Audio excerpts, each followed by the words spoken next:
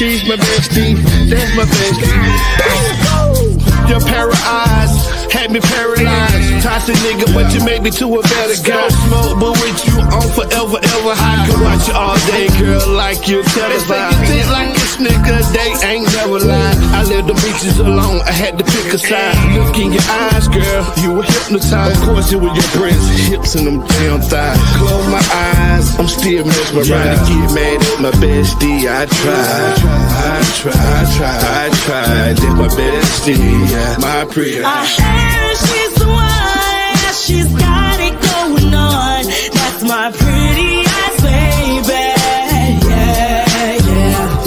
She don't take no mess. My bestie is the best. That's my pretty eyes, baby. Yeah, yeah. I heard she's the one, she's got it going on. That's my pretty eyes, baby.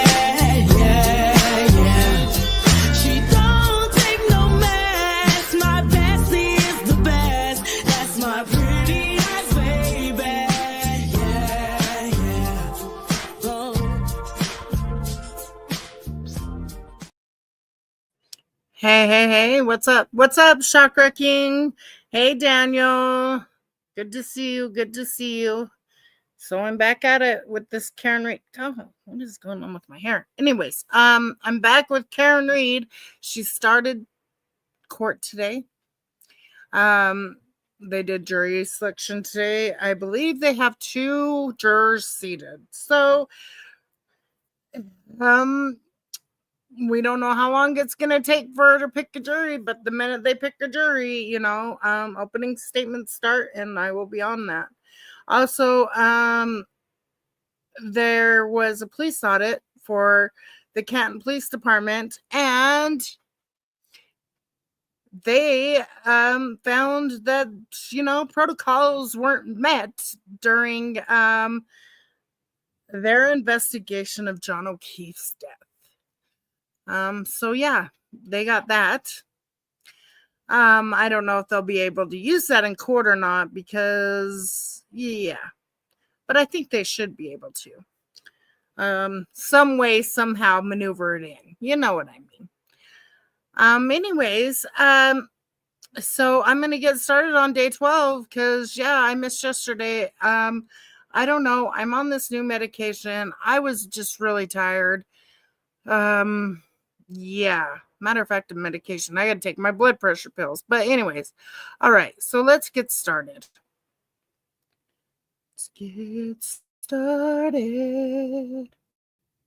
Let me move. Can I get? Oh, I'll wait. Oh, whatever. Undo you. Thank you. Okay. Now, let's get into it. Let's see. Starts about right where? Right. With the freaking sidebar? With the sidebar ready. Okay. Oops. I didn't get that. Well, Molly's right there. Where the fudge is the other ones? Okay, well, let's move the U over there. Okay, there they are. Well, what the heck?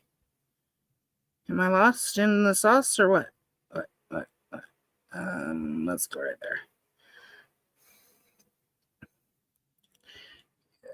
Okay, they're going to finish with Julie Nagel's testimony, which is redirect. And then they get into the dog DNA specialist. And they didn't do like a normal like tissue sample or, even the wound. So, basically her testimony is insufficient, okay? Because anytime you have a dog bite, in order to get DNA, you need to get it from the wound itself because, hey, DNA is probably not going to be on the clothes that much because mainly their teeth are in your freaking arm, not sure. And the way they collected it was kind of weird.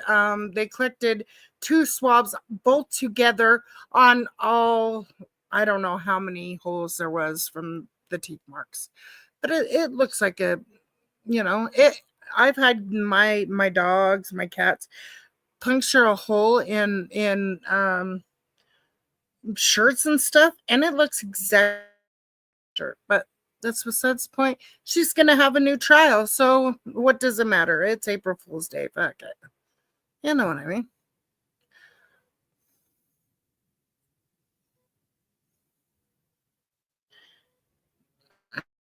They would have had probably 3 seated today, but the Commonwealth didn't like a certain person on the witness stand, but that was a potential juror. So I don't know why.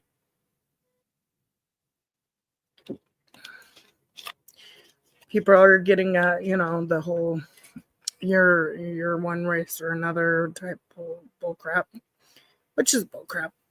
And I wouldn't bring that up. I mean, I get you're a journalist, but that's going a little too far. Going a little too far to think that way.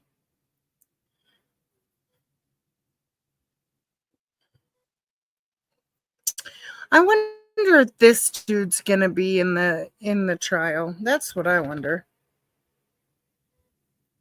You can bring the jurors in. Jurors, please. Okay, here we go. Hey, stop it. I'm trying to keep my face in one place. That number again that you cited, Ms. McLaughlin? 3.3.4A. Thank you.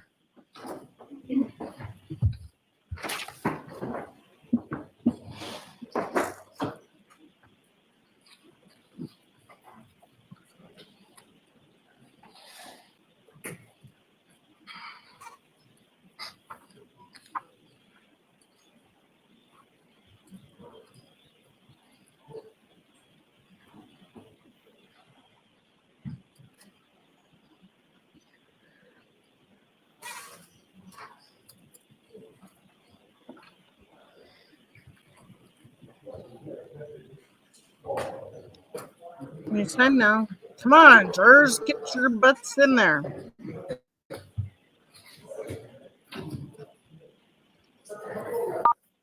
You are unmuted.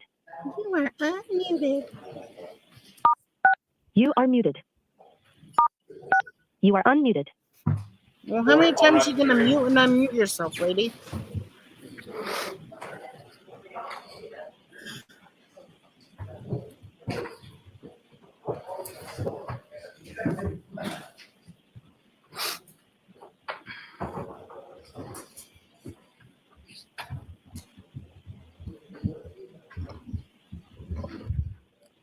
Hear ye, hear ye, hear ye. All persons have anything to do before the Honorable First Justice Beverly Cannoni, now sitting in the Dedham Superior Court within Fuller County at Norfolk.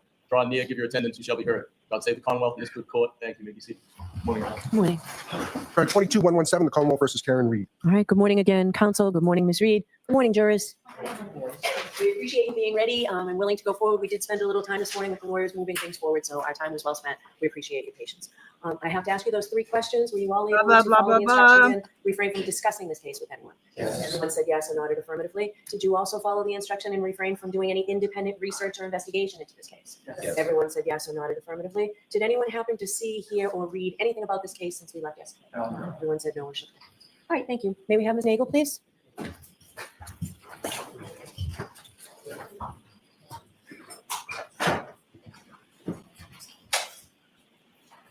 Make sure you watch your step.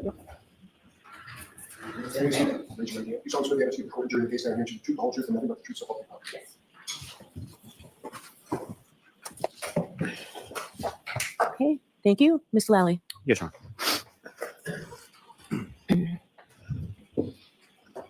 Morning, Nick. Good morning. Just a few questions for you. In regard to the interview or the conversation that you had with Trooper Proctor, were there any other troopers present during the course of that conversation? Yes. Do you recall who that trooper was? I can't recall his name, no. Now, if I could turn your attention back to January 29th in the early morning when you were leaving the house on 3rd. You indicated that you saw a dark object in an area of the front lawn, is that correct? Yes. Now, you had been to the house of 34th Fairview on several different occasions prior to this day, correct? Yes. Have you ever been over in that area of that front lawn? Was that an area that was used, that you observed by the homeowners or anyone there? Not really. And what, anything you recall about the lighting in that particular area of the yard? I mean, it was dark out, but with the snow, it was kind of, you could see a little bit of a glare. Can you recall any sort of streetlights or anything like that in that area? I can't recall, no. Now, you see this object, which you described as approximately 5 to 6 feet long, is that right? Yes, correct. And in the area of the flagpole, is that correct? Yes. And at the time that you saw it, were you expecting or anticipating something over in that area of the yard? No. And when you were driving past it, is that the first time that you saw it? Yes. Girl, stop. Now, if you had realized or had recognized that dark object 5 to 6 feet long in that area near the flagpole, had you realized that was a body, what would you have done? I'll allow it. I would have, called 911 if I thought it was an actual body, and told everybody else in the car as well. And your testimony again was that you put sort of 2 and 2 together the following day, correct? Yes. I have nothing further. Okay. So if you realized it was a body, you would have called 911, correct? Yes. And that's because you would have realized that was very important information, correct? Objection. I'll allow it. I'm sorry. Can you repeat the question? If you realized it was a body, you would have realized that was very important information, correct? Yes. And your testimony today is that you realized it was a body the very next day, correct? The next day after I had a conversation, yes. You didn't call 911 at that point, correct? I did not know. You called the police business line. I did not know. Did you speak to any police? Nope. Right. And you would agree with me, Ms. Nagel, that object became 5 You didn't to 6 see a feet long body, lady. yesterday for the first time. Objection. Not ask the question differently, Ms. Tinetti. The first time you've mentioned to anybody that that object was 5 to 6 feet long was yesterday to this jury 2.5 years after you supposedly saw it, correct? Yes. Nothing further. Bye-bye. Ms. Nagel, you are all set. Bye-bye, Thank you very much. bitch. Oh. That wasn't very professional on me. Okay, Terry Next witness, Coon please, Mr. is Riley. on the Yes, Your Honor. Call Ms. stand.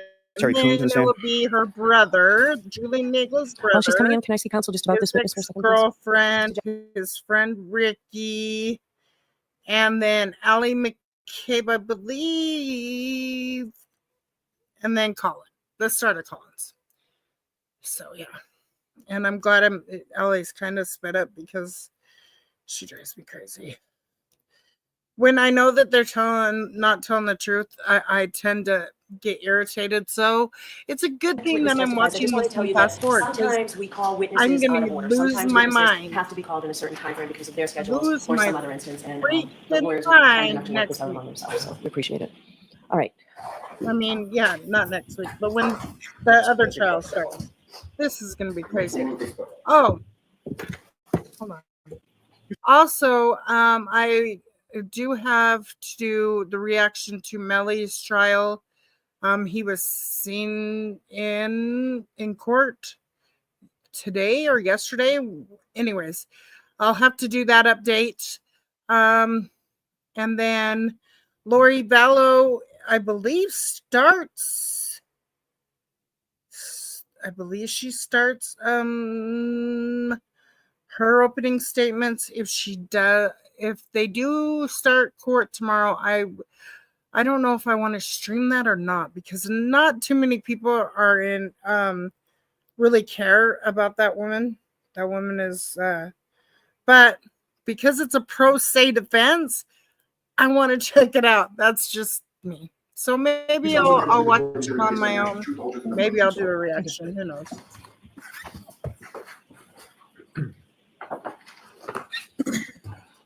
All right, Mr. Lally, whenever you're ready. Thank you. Morning. Morning. Could you please state your name and spell your last name? It's Terry Kuhn. It's Terikun. And Ms. Kuhn, please, what do you do for work? I work for UC Davis at the Veterinary Genetics Lab in the Forensics Unit. And what is your job title there? My job title is Forensic Scientist, DNA Technical Lead. My UC classification is SRA-4. And that UC classification as far as SRA-4, what does that mean? Oh, Staff Research Associate. And how long have you worked there? Almost 25 years now. And if I could, I'd like to talk a little bit about your educational background, starting with undergraduate. Where did you go and what, if any, degree did you receive? So I went to Sacramento State, or California State University, Sacramento. I received a minor in chemistry and a biological science degree in molecular biology. And following receiving those degrees, where did you go educationally? I went to UC Davis and I received a Master of Science degree in Forensic Science DNA. And was that prior to you joining the lab there, or what, if any, relationship to that? I actually started my job at the lab after my undergraduate degree in 1999, and I started my postgraduate degree, I believe, in 2009 and finished in 2011. So I was actually already working at the lab at that time. Now, with regard to the forensic program at UC Davis, what, if any, role did you have in sort of the creation of that lab? I was actually one of the people who helped establish our forensics program in our lab, and I currently help with all the training, and any future forensic scientists that we employ, I do their training as well. Now, have you been invited to speak at any sort of conferences or things of that nature in regard to your work in forensic science? Yes, I've spoken at the California Association of Criminalists, the American Academy of Forensic Sciences, the Northwestern Forensic Sciences, and Rural Livestock in the Western states. Have you been published in this particular area? Yes, I've published 7 times, most of them in Forensic Science International Genetics. And when it comes to those publications, are you familiar with the process called peer review? Yes. Can you explain to the jury sort of what that process entails and how that implicates things that are published? So anytime we go to publish, we put out an article to whatever publication we would like to, and it goes through a peer review process, which that article is sent out to peers in our industry, and they review our work to see that it is solid. And if they approve it, then the article does get published. Now, over the course of your years with the lab at UC Davis, how many forensic samples of DNA have you tested? Oh, in the thousands. Now, if you could describe to the jury the type of work that your lab performs. So we have 2 sides of our lab. We have a service side, which provides diagnostic testing, parent verification testing, and then we have our forensic side. We do animal parent verification as well. We also do match comparison, which we compare samples to see if they're coming from the same source, and we do species identification. Now, what kind of cases do you typically see? Like in the She lab? does all We can do anything from homicides to helping people see if remains are their lost pet to provide closure for them. That's And amazing. what are the sort of different types of agencies that you've done work over the years of your work at the lab? We've worked for police agencies, humane agencies, animal control agencies, and even private individuals, anybody who believes they can use our services. And the lab that you work for, UC Davis, is that lab accredited? Yes, it is. It's accredited. Oh, sorry. There's nothing wrong with her. The lab accreditation, Okay. can you explain to the jury sort of what that process is? There's nothing wrong with this lady's testimony at all. Like, she seems very accredited. She's not evasive. Like, she was, she was paid to do DNA, but at the same time, like, what she was given wasn't what she should have been given. It should have been 2 separate swabs done separately, right? Not together, not all the holes. It's just beyond me. But so because all she's doing is the DNA on it, right? And she ran it through, and all she came up with was pig DNA. Okay, cool. But the person that collected the DNA, that's the person that I have an issue with. And she's coming up later, but not this lady. This lady was all right. So our lab is accredited by a group called ANAB, and that's the American National Standards Institute National Accreditation. They accredit labs to ensure that the policies and the procedures that we're following, they set a standard for those, and they come and check our standards. Are we meeting those standards? And it's also the same standards that most crime labs are associated with. Now, in reference to that, labs that do DNA testing specifically and only in regard to humans, the accreditation that your lab has versus the accreditation that those types of labs have, what any differences between? There's no difference. The accreditation is the same. Now, if you could explain to the jury, what exactly is DNA? So DNA is the blueprint of your life. It's what makes your eye color what it is. It's makes your hair color, how tall you're going to be, and you get 1/2 of that from your mom and 1/2 from your dad. And where is DNA found? So DNA is found in most cells. It's in the nucleus of the cell. You get 1 copy of DNA per cell. There's also another kind of DNA called mitochondrial DNA. And in a cell, that is found in the plasma of a cell, and there'll be thousands of copies of mitochondrial. And if you could explain sort of the difference between mitochondrial DNA versus what would you classify the other? Yeah, I'm a little. So nuclear DNA is, again, that individual type of DNA. It's the DNA where we could say that that's you or that's a particular animal, and it would be a statistic of, 1 in 3,000 or 1 in 350 million type thing. Mitochondrial DNA actually runs along the maternal line. So if, your mom and you have a couple kids and a grandma there, they would all share the same maternal type. Yep. And how is DNA used in forensic science? For what we do in forensic science, for animal DNA, we use it for parent verification. We use it for determining if 2 samples come from the same source, and we use it for species identification. And is DNA testing just generally accepted in the scientific community? Yes, it is. And can you explain to the jury sort of DNA typing, that process? How does that work? What is it sort of specifically that you do? So the main steps are when we get a sample, we need to lyse open the. Like, why did they use 2 different labs? Like, they should have just used her for all the labs, like all the lab work, all the the swabs that they did. But they did it, they sent it off to Bodie, and Bodie took longer than her lab did. I don't get it. Like, okay. Those cells, that DNA is in the center of the cell, those mitochondria are there, but they're protected by a cell wall. So our first step is to lyse that cell wall and release the DNA.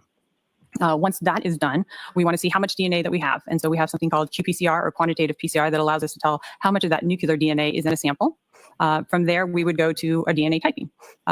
As you can imagine, if you only have one copy of DNA in a cell, it would take a lot of cells to be able to visualize that DNA. So we have to go through a process of making multiple copies.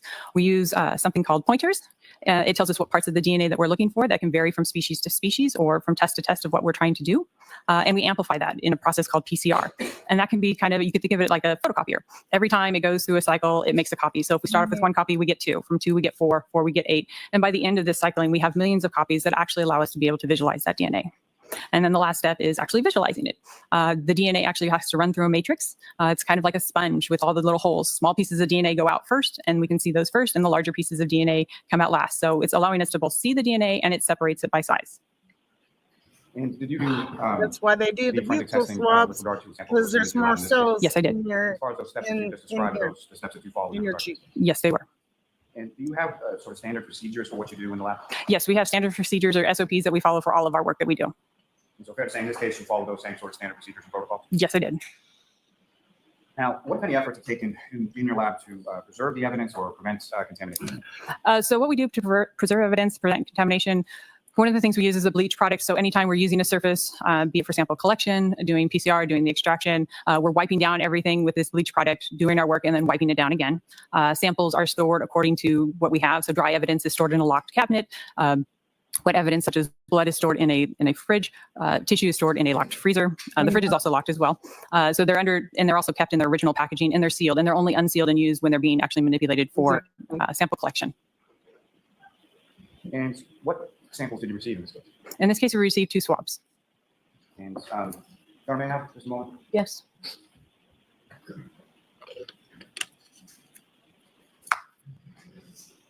Oh. You're close.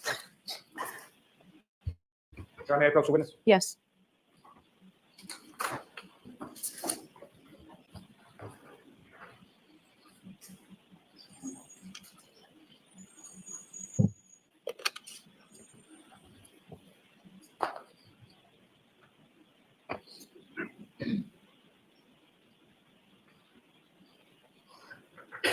I'm just going to show you a series of 7 photographs. I just asked you to look at those and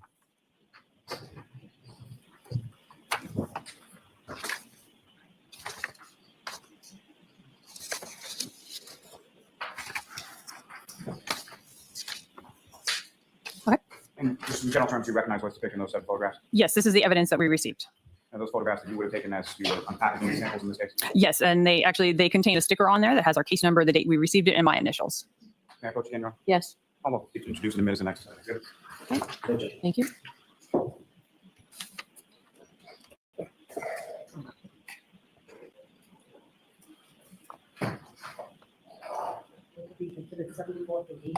Thank you.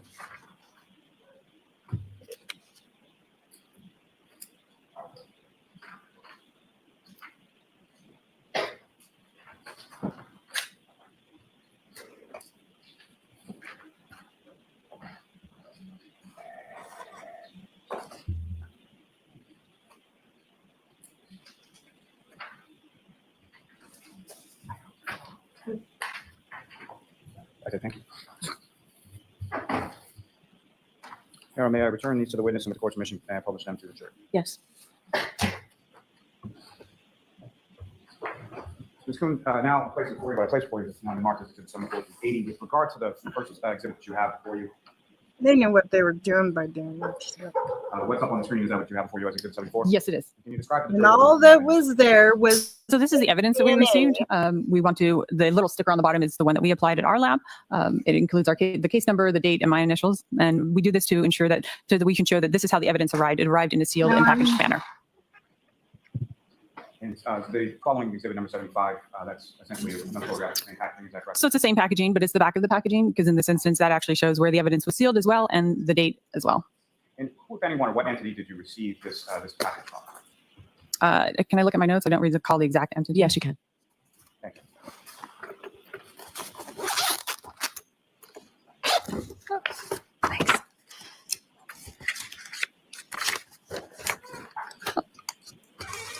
So the client in this case was the Norfolk County District Attorney's Office, Adam Lilly.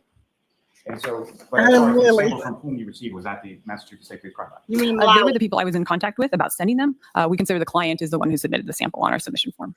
But the person who physically sent the sample from one lab to the other was the NSPCL, is that right? Let me look at their form here. There was a form that came with it as well. Let me find it. So yes, the Commonwealth of Massachusetts Department of State Police Forensic Services Division Crime Lab was the one who submitted the samples to our lab. And are you familiar with, did you have any conversations with a forensic scientist at the State Police Lab in Massachusetts named Maureen Hartnett? Yes, I did. Is that someone that you have worked with on prior cases in the past? Yes, I have. Now, if I could direct your attention to the next exhibit before you, number 6. And again, what's up on the screen that we have for you. Yes. And if you could just describe to the jury what we're looking at. So that brown packaging you saw before, this was actually what was inside of that brown packaging. And the next exhibit. And this is that same item that was inside, but the back side of the packaging. And that shows the 2 swabs that were contained inside that packaging. And that was the first swab that we selected for testing. What's contained in those photographs, is that a fair and accurate portrayal of what you received and sort of how you delineated those items as far as labeling them by your case number? Yes, it was. And for the case number, as far as the FCD and the number, sort of how was that determined, or what does that mean? So FC always refers to forensic case. In this case, D is for dog because they were asking for dog DNA testing. If it was C, it would be for cattle. F would be for feline, but the FC is always the beginning part. The third letter always kind of denotes what species we're looking for. Now, pursuant to receiving those particular items, are you also given any sort of identifier as far as from the outside lab or the external vendor, as far as what label they have for the sample, where the sample came from, is from the outside lab? We did receive a piece of paper that with the submission saying it was taken from a shirt. And do you recall specifically what the item number was or where it was swabbed on that shirt? Do you remember that? I do not know. It would be on that piece of paper, I believe. Would that also be delineated somewhere within your report and your findings? The case number would be in our findings. And I'm sorry, not specifically in your findings, but within the context of your report with that. In the report, the case number that they gave us is listed in the report. Your Honor, do you have your report with you, ma'am? Yes, I do. Your Honor, with court's permission, I would ask that the witness be allowed to refer to a report to that. Yes. Okay. Yes. And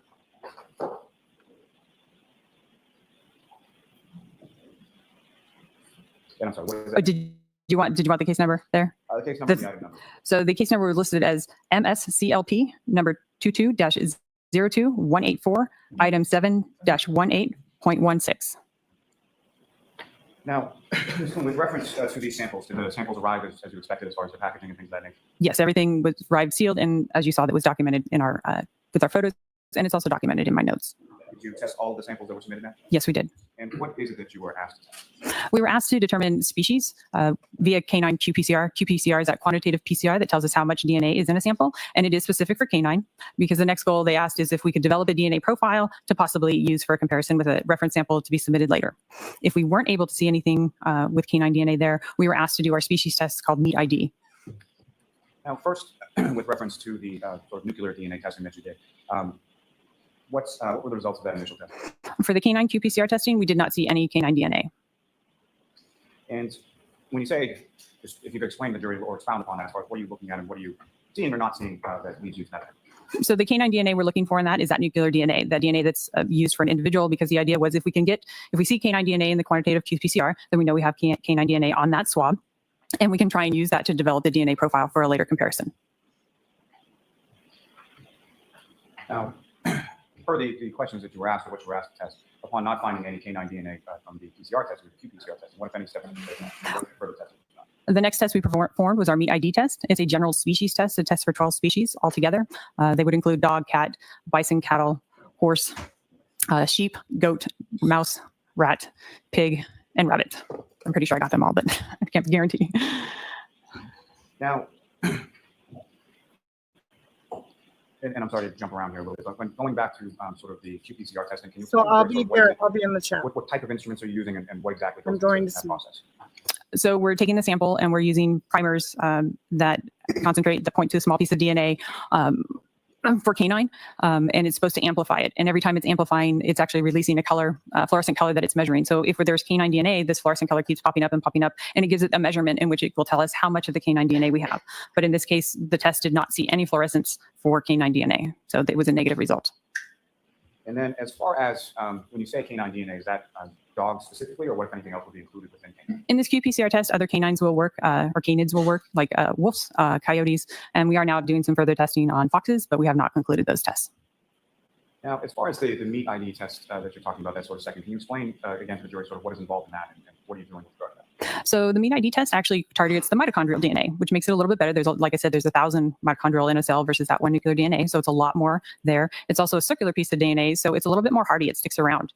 And we have regions of the mitochondria that are specific to each of those species that I listed. And if we have, let me see this here. We have pointers that actually will give us 2 different peaks. If we get 2 peaks that are both for pig, we have a pig result. If we get 2 peaks for dog, we have a dog result, or the same can go for any of the species that we have. If we only get 1 peak, then we don't quantify that as being a positive result for that species. And so you would need more than 1 peak in order to make that sort of opinion or qualification as far as species goes? Right. We always have to have the 2 peaks for the species that we're getting results for. And so with regard to meat ID testing that you did with these swabs, these 2 swabs, what if any results did you receive, or what if anything did you observe upon completion of the testing? So for both the swabs, we did see pig. And we also actually I did a little bit of a test where we only concentrated on the dog portion of the meat ID. You can think of it as when we have all 12 species there's a lot of competition going on. By just concentrating on the dog meat ID, it eliminates all the competition. It gives us a better chance of getting a result if there is canine DNA there, and that result was negative. So the only result we got for both those swabs was for the pig. And so again, just to be clear, as far as the canine was concerned, there was not even 1 peak? There was absolutely no canine DNA. Now, as far as the pig is concerned, what, if anything, could that be from? I don't know where that could come from. That would be speculation on my part. It's a sensitive test, I can tell you. So yeah, it would depend on where that shirt had been and what the person had been doing with it.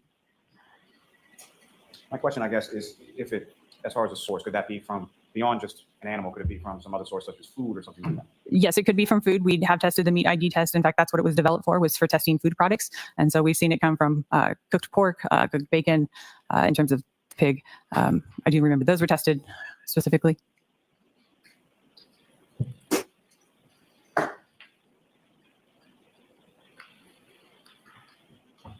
Can I ask one more? Sure.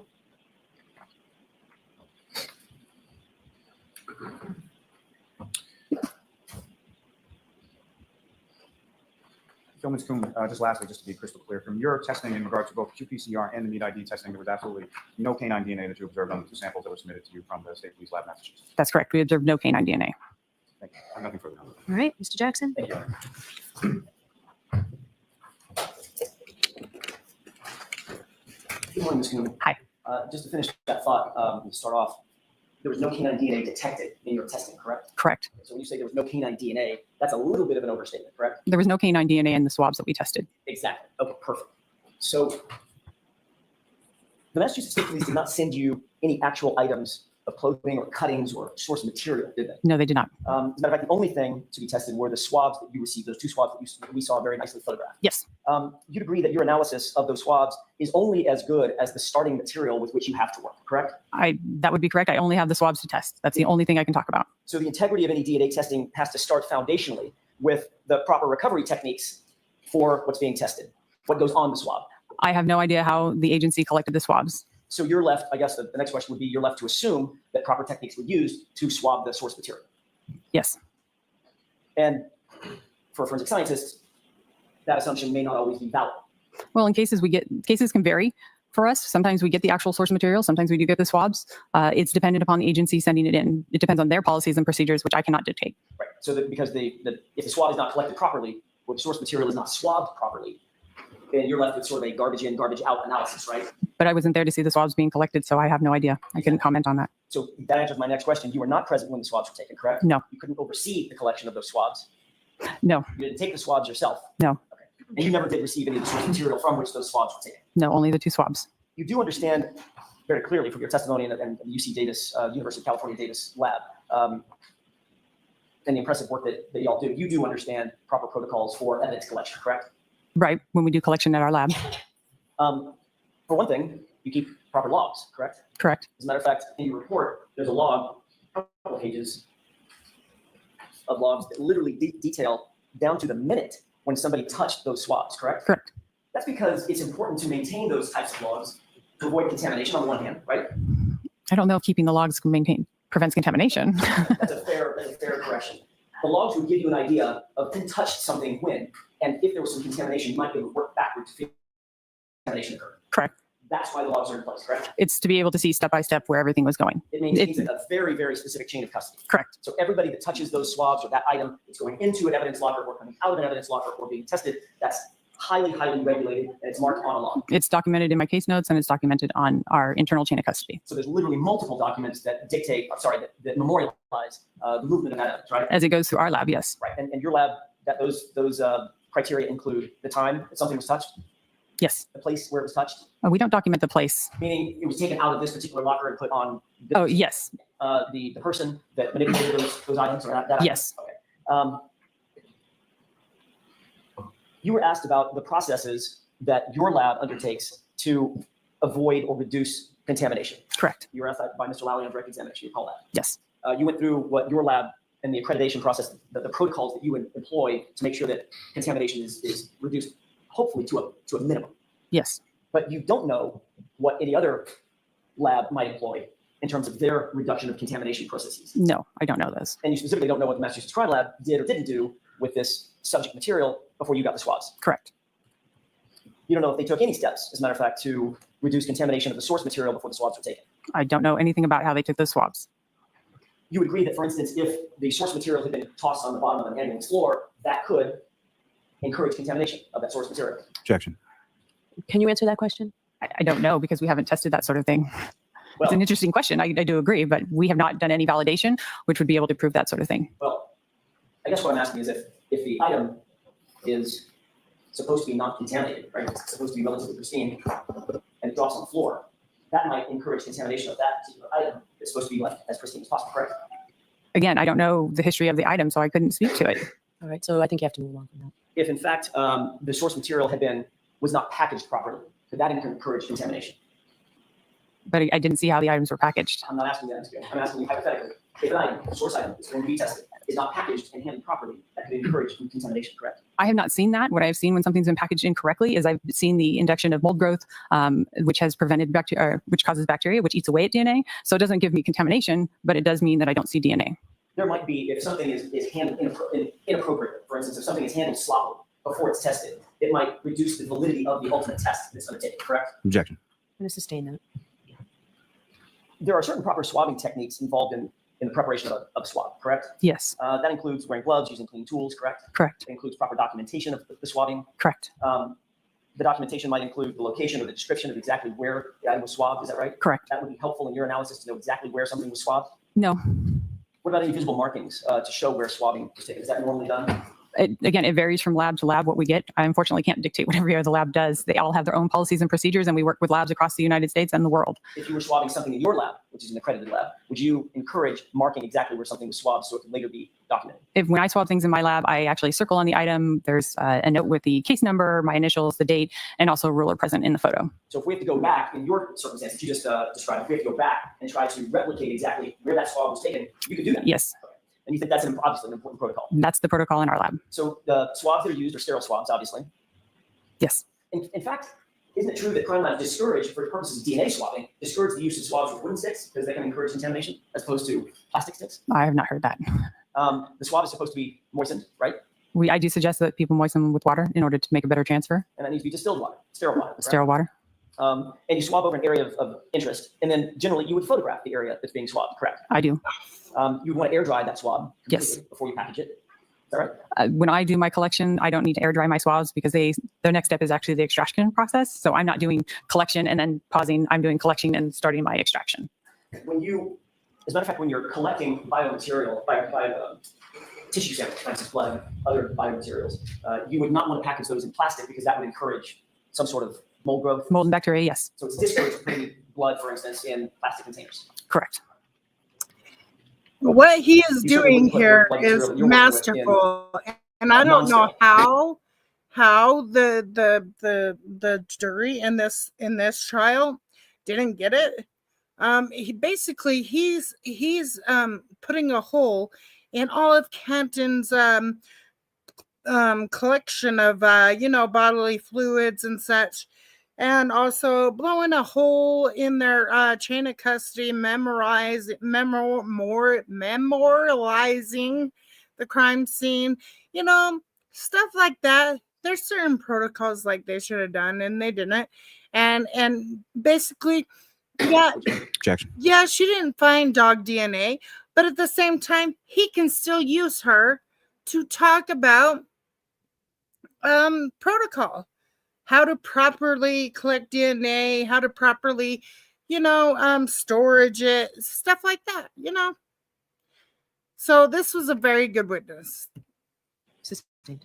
Would you put biological material in non-sterile containers? Objection. I'll allow that. We don't have, everything that we use is sterile. All of our tubes that we would use, or once we do a collection, we put it in a tube for the extraction process. Those tubes are autoclaved. In other and, words, she wouldn't have. they don't have contamination. They are sterile. You would use a solo cup. I'm sorry, what? Objection, Your Honor. Solo cup. The objection is sustained.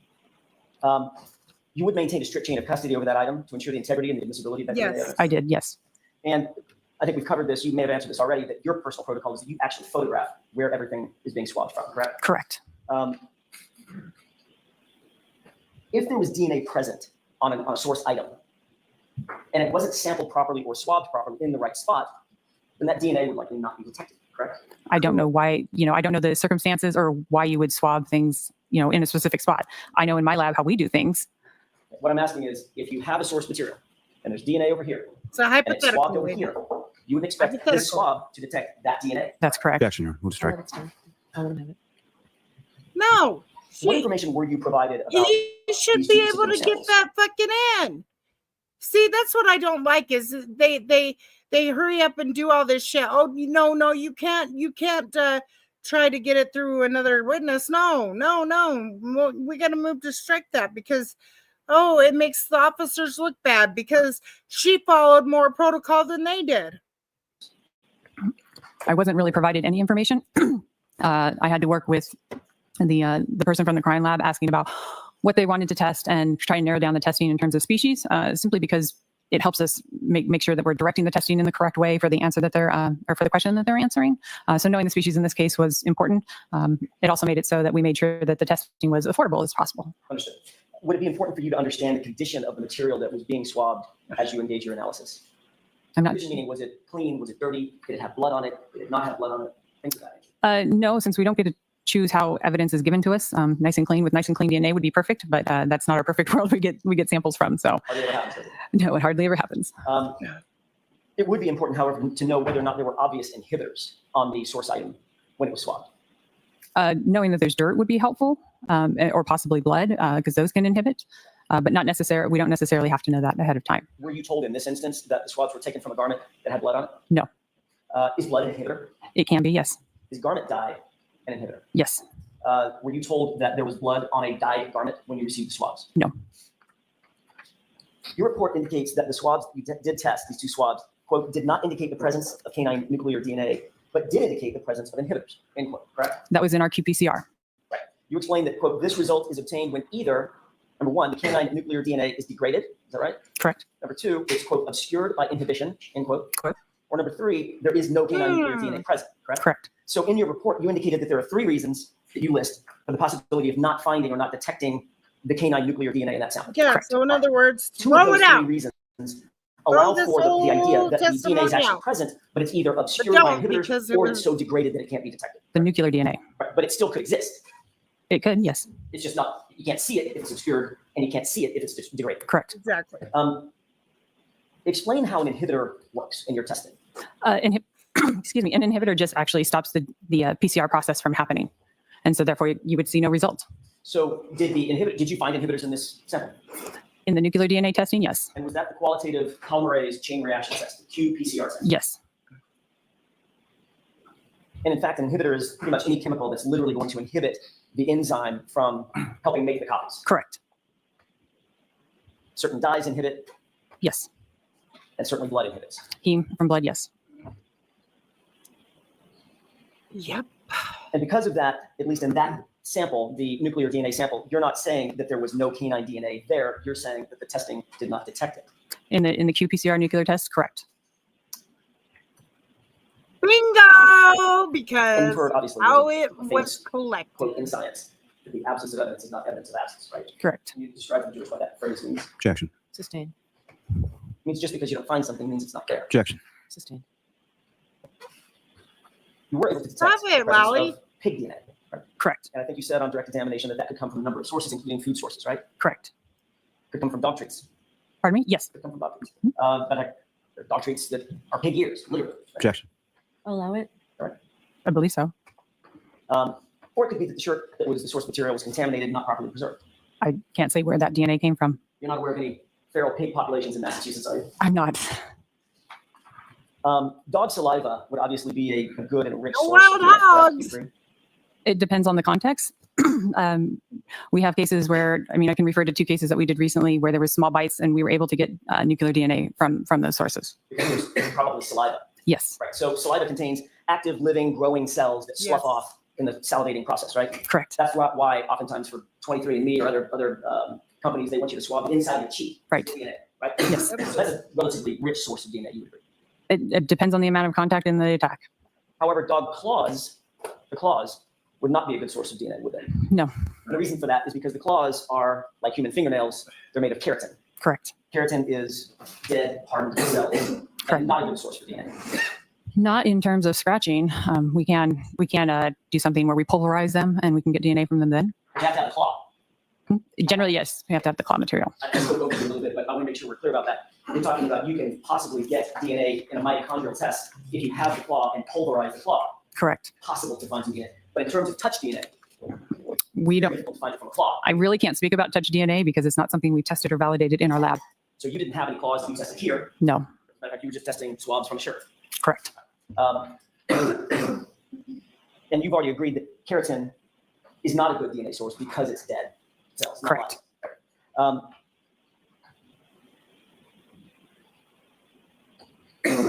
Would you agree that one of the reasons that it's difficult to detect canine DNA, it was difficult to detect canine DNA in this case is because it was potentially degraded, right? Objection. Ask the question differently. Sure. In your report, you indicated that there were 2 obvious possibilities of not detecting the DNA. One was obscuring because of inhibitors, and one was degradation. The DNA would be too different. Again, that was for the nuclear canine DNA. Understand that? So to be clear, in your conclusion, you're not testifying today that there was no dog DNA on that source shirt that was swabbed. You're saying that the 2 swabs that you got did not detect the DNA, correct? In our meat ID test, we also have a test for an inhibitor. It's also called an IPC. It's the same internal positive control. And that's what did not work in the nuclear testing. It did work, and it worked very well in the test on the meat ID. So there wasn't any inhibition that we were seeing on the meat ID test. But that's the ID test that you found. Okay. Right, but it also was testing for dog at the same time. But when you tested for dog for nuclear DNA, that test was either inhibited or so degraded that you couldn't tell. For the nuclear test, yes. Thanks. That's all I have. Okay, Mr. Lally. Ms. Kuhn, on that last one, it was when pertains to the nuclear DNA testing was either inhibited, degraded, or wasn't there. Is that correct? Correct. Now, as far as samples in your line of work, are you typically going like outside of the lab or going out to like a scene or anything like samples in that regard? No, everything is sent to us. So when you're collecting from a sample, it's done in the lab setting. Is that correct? And if we get the item, we're collecting it. But we have times in this case where the samples are sampled at the other crime lab, and then we just get those samples. So it happens both ways. Now, if you recall, what if any conversation did you have with Ms. Hartman or anybody from the Massachusetts State Lab in regard to the swabbing or the collection process? Objection. I'm going to allow it. I gave her our basic swabbing practice, even though they are a crime lab. I would assume that they would know what they were doing, which would be to swab with a sterile swab, using sterile water Thank you. completely, and then packaging in paper and storing at room temperature before sending it to us. And when you received it in those, so 7 photographs before you, what's the packaging that you received? Was that appropriate? Was that what you expected? Yes, it was what I expected. Lally, you're not gonna turn her into your witness. She already destroyed everything that your crime lab did. Oh, Lord have mercy. And you described on direct as far as the mitochondrial DNA testing and the meat ID as being hardier DNA. Is that correct? So yes, the mitochondrial DNA is a hardier DNA. There's a lot more of it when we're testing for nuclear DNA, like I explained before, there's only one copy of DNA in a cell, which is for the mitochondrial one cell. There's thousands. So you can have a lot more there. It makes for a better test, at least in terms of species. It's just a more sensitive test. And there were no inhibitors or anything like that in the mitochondrial, the meat ID testing that you did? No, the IPC worked very well. She said that, Lally. Yes. Did you have anything That's further, what they Mr. Jackson? found in the pig DNA, but didn't find no You dog indicated that DNA Ms. Martin because had certain protocols to follow in terms of her swabbing and recovery. Is that right? Yes. Are you aware that Ms. Hartnett had also failed certain of her proficiency exams? Objection, Your Honor. And I am going to strike that, and the objection. well, is she sustained. did. Thank you. Nothing further. Their You are all set. DNA Thank you very much. specialist didn't know how Could I to see counsel collect, just briefly, please? to be honest. That girl doesn't even know how to identify human hair versus a brush hair. Jeez Louise. There goes Jackson getting a spanking right now. All right, Mr. Lally, your next witness. Yes, Your Honor, follow-up call, Mr. Ryan Nagel, consent. Okay. And Mr. Jackson and Ms. Tianetti, you're prepared to go forward with Ms. Little's absence with Mr. Nagel? Yes, Your Honor. Okay.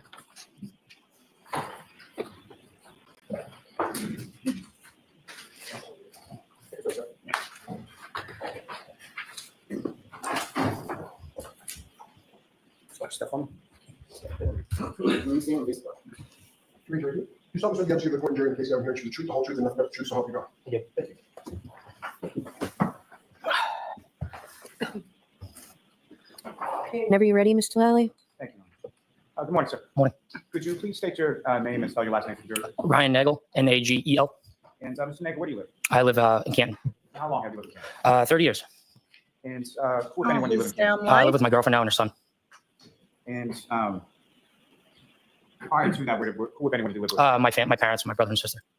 And you have two siblings, a brother and a sister? Correct. And are you the oldest? Yes. And your sister's name is what? Julie. Now, and do you work, sir? Yes, I do. What do you do? I'm a union tin knocker, which is HVAC. And how long have you been doing that? About 12 years. Now, sir, if I could turn your attention to January 28th and to January 29th of 2022. Do you recall that? I do. Do you recall what days of the week they were? I believe it was a weekend. And at some point, do you recall going out on that evening? Yes, I do. And where did you go and who, if anyone, did you go out? I went to C.F. McCarthy's to begin the night with two of my friends, well, now my ex-girlfriend and my friend Rick, to meet up with my sister. And so your girlfriend at the time, what was her? Heather Maxim. And your friend Ricky, what's his last name? D'Antano. And you and your girlfriend at the time, Ms. Maxon, how long had the two of you been dating? Probably about a year and a half. Yes, And, Lolly, we your didn't, friend Ricky, we how didn't long? see anybody Oh, probably on since sixth grade, so on the freaking side of pretty the long time. road, Lolly. And you went to C.F. That's where McCarthy's at his a establishment damn you're familiar with? test- yes, sir. It's in the center of town. You didn't see a I've Jeep. been there plenty of times. You didn't see yes, sir. anybody on the side of the And, road. Did you go just sort of the three of you, or did you meet someone else there? They're Met my sister there. regular. And where within the bar did you go? I believe at a table, to my acknowledgement, to what I remember, yeah. Do you recall sort of what side of the bar? You I was on the, I believe I was on the left side, near the bathrooms. So if you're walking in on the left side towards the back. Correct. And do you recall about what time it was that you got? Jeez, I don't know, probably, I don't even really remember, 7, 8 maybe. And do you recall how it was that you got there? Like what mode of transport did you take? Oh, Ricky drove. And Ricky drove his own vehicle, is that correct? Correct, sir. What kind of vehicle did Ricky have? I believe it was a 2018 F-150 pickup truck. Recall the color or anything? Gray, dark gray. And he picked you up, is that correct? Correct, sir. And was Miss Maxon with you when he picked you up? Yes. Now, as far as C.F. McCarthy's was concerned, you're at a bar, you were drinking, is that correct? Correct, sir. Do you recall what you were drinking? Probably beer. It's usually what I drink. Do you have a particular brand or anything? Coors Light. And as far as your girlfriend at the time, Miss Who Maxon, do you fucking recall cares what they I would drink? probably say beer as well. I'm probably Alcohol either is Bud Light or Michelob Ultra. alcohol. Fuck, I And hate that. your friend Ricky, was he drinking as well? Yeah, he had a few. Beer is not less And alcohol did you know than about how long freaking you were at hard the- alcohol. Probably a few hours, probably 2, Especially when maybe you 3 drink hours. a lot of it. Now, following that, where did you go? From there, we went to, so a friend of mine shot me a text and we went to the hillside, which is on the other side of town. And you're familiar with that establishment as well? Yes, sir. And when you say it's on the other side of town, about how long is the drive sort of between C.F. McCarthy's and Hillside? Probably 10 minutes. And when you arrive there, how many friends are we talking about that you're meeting up with? I was just one of the gentlemen. And Thursday when you get there, you have some more drinks? Yes, sir. Same thing? Yep. And if you know in total, sort of over the course of the evening, as you're going from one place to the other, how many beers did you have? Oh, probably between, I don't know, 5 to 8 maybe. Give or take, I'm not sure. And is that a large amount or a normal amount? How would you? I guess for the weekend, it'd probably be like a normal, maybe, I guess. And you weren't driving that night? No, sir. No, it was not. And about how long was it that you were at the hillside? I would say I was probably there hour-ish, give or take. And do you know about what time you left? Probably around midnight. And when you left from there, where was it that you went? I went to pick up my sister Julie because she shot me a text asking for a ride. And so you were at the hillside when you received the text from your sister, correct? Correct, sir. And did she, what if anything did she indicate as far as where she was or where you were going? She said she was at her friend Brian's house. And is that friend Brian, is that someone that you're familiar with? Yes, sir. Who do you know that person? Just my sister's best friend since they were kids. And I'm sorry, do you know what his last name is? Oh, Albert. And his house, have you been there before? I've driven by it a few times, yes. That's somewhere you would pick your sister up from on fire? Yes, sir. And again, as far as when you leave from the hillside and you're going to this address, did you know what the address was, or did you have to ask your sister for it? Or, No, I already knew what the house was. did you know specifically what the address was, or you just knew generally where? I didn't know the address. I knew the street name, but I didn't know the number. What did you know the street name? Fairview. And as you're, so you exit the hillside, get in the truck, and who's in the truck? Ricky is driving. I'm in the passenger seat, and Heather's in the back seat. And the back seat, as far as Ricky's truck is concerned, can you describe sort of what that is? It was like a jump seat. It's a crew cab, so it's got like suicide doors in the back. And by suicide doors, you mean they sort of open up and The like sort of half triangles doors. there? Yes, sir. Now, about how long was it after you received the text from your sister to the time that you sort of jump in the truck and start to go over there? Probably 40 minutes or so. We kind of took our time. She said she wasn't saying come now. She just said, when you get a second, you come pick me up and bring me home. And if you know about how long the drive is it from Hillside to Fairview? 5 minutes, 7 minutes maybe. And as you're driving along, as far as the address is concerned, is that something that you gave to Ricky as far as the GPS, or were you giving him sort of verbal directions? Verbal directions. And you recall what you sort of said as far as where to go? Yes, sir. What was that, sir? Like the direction we went, you mean? Like the I street? think we can move beyond that, Mr. Leon. What I'm trying to Thank ask, you. sir, is as you're approaching Fairview, do you recall which side of Fairview or how you approached Fairview? I was coming down Cedar Crest, so Fairview would be on my left. And as you're coming down Cedar Crest with Fairview on your left, what, if anything else, did you observe sort of in front of the truck? I noticed a car coming up the hill towards us. And can you describe the other car that you saw coming up? It was a black SUV. And it was that black SUV that you were familiar with or anything like that? No. I didn't get the answer to the question, please. I'm sorry. Sir, if you could just, and I know it's difficult, but if you could just wait till I finish the question. Yep, sorry, sir. So this is not Hey, so as you 2000. coming up and see this black SUV, did you recognize it as something you had seen before? No, sir. And when it's, so you're approaching at the same time, is that correct? Yeah, just about, yes. And with regard to Fairview being on the left, what, if anything, had Ricky done with respect to the vehicle to signal the left? He put his left blinker on. And that other vehicle that was coming in the opposite direction, what, if anything, did you observe as far as their direction? They had their right directional on. And so as a result of that, what, if anything, did Ricky do? He flashed his headlights to let the person go because they were going to beat us, obviously, to the turn. So, And when they were coming in, so they went first, is that correct? yes, sir. And Ricky's truck then proceeds behind that black SUV onto Fairview. Yes, sir. And as you're coming up to the house, to Brian Albert Jr.'s house, where did that black SUV go? Probably about kind of right in front of the house, I would say. Came up to the same house that you were going to? is that Correct, sir. Yes. And as far as the vehicles being the black SUV and Ricky's truck, are they facing in the same direction? Yes, sir. And which side of the truck that you're in is facing towards the house, Brian's house? Say that again. Sorry. Very poorly put question. So with regard to the truck that you're in, Yes.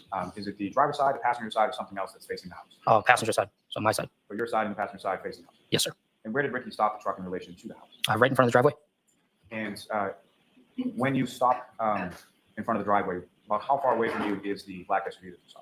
Or a car length in front of me. A car length and a half in front of me. And as you're sitting behind that, what, if anything, was in between the truck, Ricky's truck, and the black SUV in front? There was nothing, sir. And at any point in time that you were there in front of the house, did you observe anybody get out of that truck? I mean, get out of the SUV? No. No, sir. I did not. And when you arrived there, what any communication do you have with Julie inside the house in reference to your presence? I texted her when we were coming down Cedar Crest saying, hey, I'm almost here. Get ready to come out. And about how long was it between the time that Ricky parks in front of the driveway and the time that your sister comes out? Probably about 2 minutes. Did you recall seeing her exit from the house? Yes, I do. And how did she sort of exit and how did she come up to the truck? Like, you mean like what door or? What door and how did she? I would say the side door next to the garage. And how was it that did she come across the lawn, down the driveway? How did she come up? She crossed through the lawn a little bit, but obviously walked down the driveway because we were at the end of it. And at this time, when you're in front of the house on Fairview, what was the weather doing at that point? Just started to snow, sir. And as far as accumulation on the road or the grass or anything, did you see anything like that? Very little. Wasn't too much on the ground yet. And as far as when your sister was walking down from the house to the truck, did you see anything as far as like footprints in the snow or anything like that? No, I was not really looking for that. So not anything you noticed? No, sir. So she comes to the truck. How was it that you spoke to her? Did you roll down the window, open the door? How did that? I opened the door just because I assumed she was going to jump in the back seat. And she goes, oh, would you guys like to come inside? I looked over at Ricky, and he goes, maybe we should call it a night. 'Cause obviously, we were out for a long time. So she goes, no, I'm gonna stay a little longer. And so she shut the door, and I watched her go in the house, and that was it. And from the time that your sister came out and the time that she went back in the house, how long period of time was it?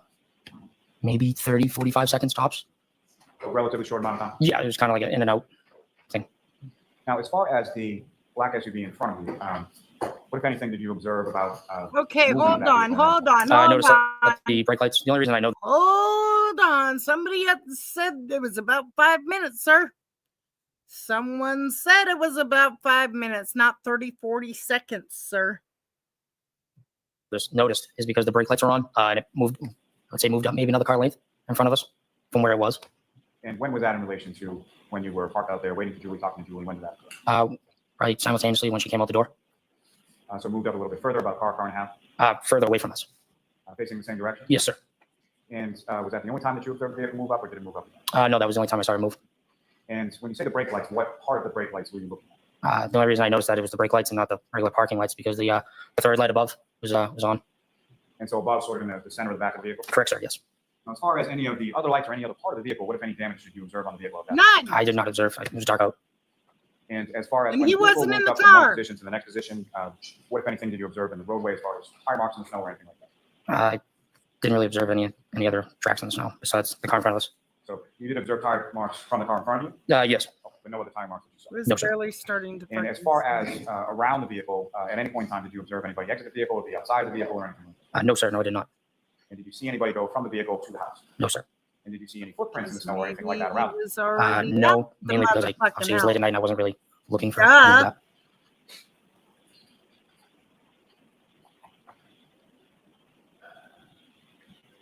Now, as far as your sister, when she comes out to the truck outside, how would you describe, did she seem overly intoxicated to you? Oh my God, Yeah, what it seemed does like it she had a matter? few. Was she slurring words or stumbling as she was walking? No, sir. Yes, from the time that you came down from Cedar Crest, is that How right? can Correct, you sir, yes. ask another From the time drunk that you came down person from if Cedar another Crest, the black person's SUV is on your drunk? vehicle sort of the entire time, right? Jesus, they're not going to From know the point I this. turned onto Seacrest, you mean? Yes. No, the only time I saw the vehicle was when we probably got up 100 feet from Fairview. And I'm sorry, it's a poorly put question. What I'm asking is, after you turned from Cedar Crest onto Fairview, that vehicle was in front of you the entire time? Oh, yes, sir. Yes, yes. And so you watched your sister Julie go back up to the house, is that correct? Yes, sir, I did. So you make sure she got inside okay? Yes. And did you observe her go inside the house? I did, yes. And after she gets inside the house, what, if anything, did Ricky do with the truck? He pulled out to go around the SUV in front of us and then to go home. And as far as pulling out, as far as sort of the distance between the truck that you're in and the SUV that's in front of you, did Ricky put it in reverse and then have to like maneuver around, or could he just sort of pull away from the curb? He just pulled away. And as he's going by the dark SUV, what, if anything, did you observe with reference to that? I observed that there was a person inside the car with the interior light on. And that would be sort of a dome light, is that right? Correct, sir, yes. Could you see where the dome light was, as far as in the left, right, or center of the vehicle? I was in the center. And can you describe the person that you saw? Where were they? First of all, where were they in the car? They were in the driver's seat. Woman with the And can you long describe what the person hair. looked like? It was a woman. And how do you know that it was a? Had long hair. And, do you know what color the hair was? No, I didn't. Wasn't really paying attention to it. I was kind of just watching Julie go in as we were pulling away. Your direction was to the house as you were watching Julie go in and Ricky's pulling away sort of simultaneously. Yes, sir. So that's why you're looking over in that area of the house. Correct. And the woman that you see in the driver's seat of the vehicle, could you see her lips moving as if she was talking or anything like that? No, I didn't. Wasn't really paying attention to that. What does it matter? And as far as Obviously, there's nobody else in the vehicle, Allie. It seemed like she was looking straight ahead with her hands at 10 and 2 on the steering wheel. Now, as far as the other, what, if anything else, did you see, or who, if anyone else, did you see within the interior of the vehicle at that time? I only saw one person at the time. Wasn't really looking. It just happened to be like at a glance as we drove by. And so your head's already turned in that direction, looking to see your sister get inside the house, correct? Correct, sir. Yes. And so as you're going by and you make these observations of this woman in the front seat of the vehicle, I've already seen that. what, if any, movement did you do with your body or your head to look into this? I just turned my head as we were driving by to watch Julie go in and turn straight, look forward. So it's not as if you were peeking forward or going back to get a better view inside the vehicle? No, sir. Now, during the time that you were outside of the house, did you hear any noises or see or hear anything coming from that vehicle in front of you? No, sir. I did not. And as far as within Right. your own vehicle, when Julie comes out, what, if anything, did you or Ricky do with regard to sort of the radio within? Turn the music down. We had music playing. You have music playing as you pull up, turn it down when Julie comes out to talk. Correct, sir. Yes. And at the time that you're pulling away from the curb, had you or anybody sort of infirmary No, about? he didn't Not hear that I any remember, sir, no. fighting. He didn't hear anything Now- else like you're trying to claim. Wowie. With reference to when Julie comes out and you open the door so that you can talk to her, is that correct? Yes, sir, yes. And did you open just the front passenger door or the back door? I opened my passenger door, that was it. And you were expecting her to essentially get in at that point, is that correct? Correct, sir, yes, I was. Now, when you opened the door to the pickup truck passenger side door, what, if anything, happened with the dome light inside the truck? It went on.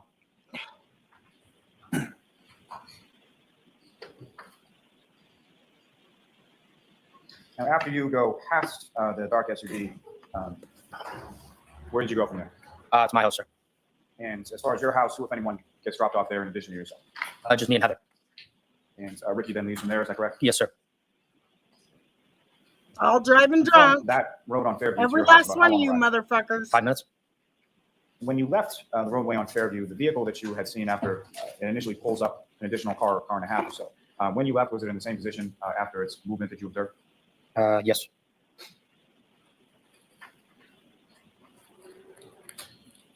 Your Honor, before submission, I would just ask to publish a couple of photos for use with this witness. Okay. Ms. Gilman, if I could have. My fucking the God. one. I'm sorry, may I approach the witness? Sir, right before you on field, there's a laser pointer basically with that button. 20 more minutes. Thank you. So, Mr. Nagel, up on the screen, do you recognize what is depicted in that photograph? Yes, I do, sir. What do you recognize it to be? Say that again? What do you recognize it to be? That is the Albert's house? And that fair and accurate trail of what the house looked like at the night that you were there on the early morning of 29. Looks like there was more snow than what I came to. More snow in this photograph and when you. Yes, sir. Now, with reference to Ricky and the truck, if you could, using that laser pointer, do you see that area of the street front of the house where Ricky parked the truck? I do, sir. Right about there. Okay. And Ms. Gilman, if I could have the next exhibit number 72. Now, the area that you were describing when you first pulled up to the house and the dark SUV is in front of you, do you see that area within this photograph? Yes, I do, sir. If you could, using the laser pointer, direct your attention to where in this photograph is that. And Ms. Gilman, if I could have the next photograph, next exhibit, excuse me, number 73. Again, what's up on the screen, do you recognize what's in that photograph? Yes, I do, sir. And within this photograph, you see that sort of secondary position where the vehicle moves up and where you see it in that secondary position. Yes. And again, if you could, using the laser pointer, direct your attention to where in the photograph you see. He may have been pointing further up, but there still And was from no that Jeep side of the there. yard, is there any sort of landmarks or anything else that you observed sort of in the area where that vehicle pulled up? Where others claim that I know there's a there's a Jeep. flagpole there, and there I believe it's an electrical box along with bushes. It's the flagpole, you observed that in this picture as well. Yes, sir. If you could just briefly direct your attention to that as well. Thank you, Ms. Gilman. You can take it.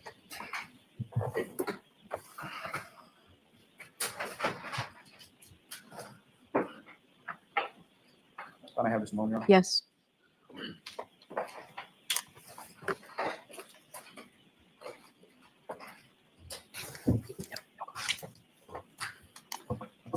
No further questions. for the Presidents. Okay, cross-examination. witness. Let's go, Jackson. Action, Jackson.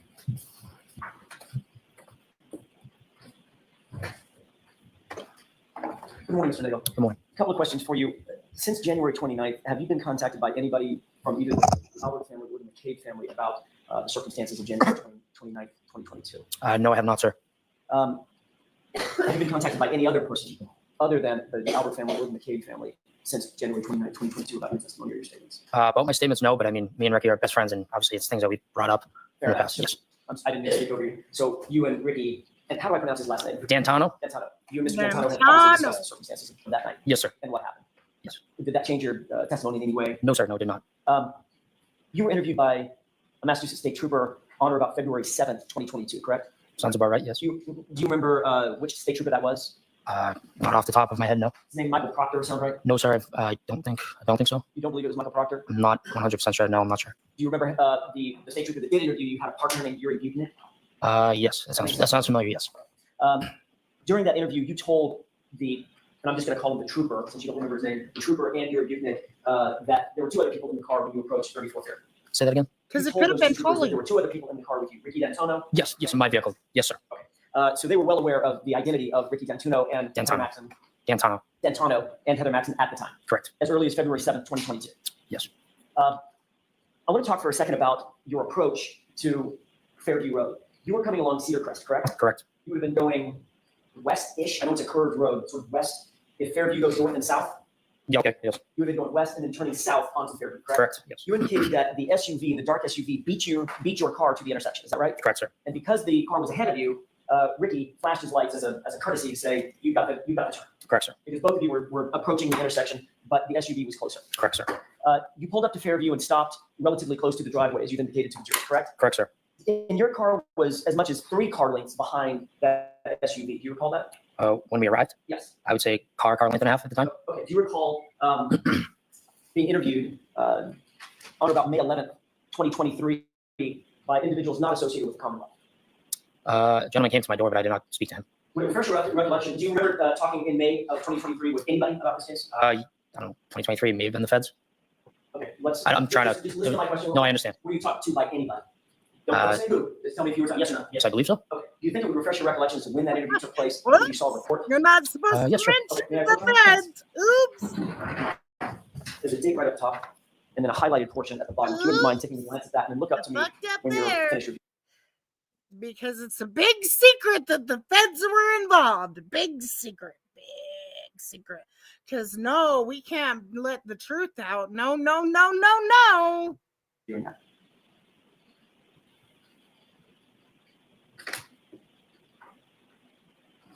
Yeah, approach. Yes. Can you show Mr. Lowry that you showed the report? No. Does this refresh your recollection, sir, that you indicated in that interview? Just 2 parts. Does it refresh your recollection? Understood. Does that refresh your recollection about what you may have said? Yes. So there was an interview in May of 2023, Yes. and you did indicate some distance that you were behind the SUV in that interview. Yes. Well, at the beginning, it was only a car length and a half, and then probably at the end, by the time we left, it was about 3 car lengths, Okay, fair enough. So at the end, it was as much as 20 to 50 feet ahead of you. give or take. Yes. Okay, so 50 feet, obviously further than the length of this courtroom. Correct. All right. So at a time when you were in the truck, still stationary, that SUV had pulled ahead of you at least 3 car lengths, correct? And by the end, yes. Okay. Did you see a Jeep? You've already indicated, but I want to make sure I'm clear about this. Did any car pull in between Ricky's truck and the SUV when you were sitting behind the SUV? No, sir. You didn't see a Jeep? No, sir. With a big old snowplow on the front of it? No, sir, I did not. That car was never between your car and the SUV. Nope. I never saw any other vehicle between us. sorry. All right, fair enough. When you got to the location, you indicated that you had texted your sister that you were arriving. Is that Correct, right? sir. Yes. How long before she came out the door to meet you at the car? Since I like the text, you mean? Correct. 2 minutes, because we were coming down Cedar Crest, and I texted her saying we're almost there. And then once you got on Cedar Crest, it's just a few seconds to drive up to the driveway at Fairview, correct? Yes. Did she text you back? I don't remember. You had your phone out. Yes. It was in, I'm guessing it was in your lap or in your hand. I would assume yes. Okay. So for a period of time, while you were inside the cab of the truck, as you were pulling up, you were monitoring your phone to determine whether or not she was going to text you back, step out of the house, whatever. Yes.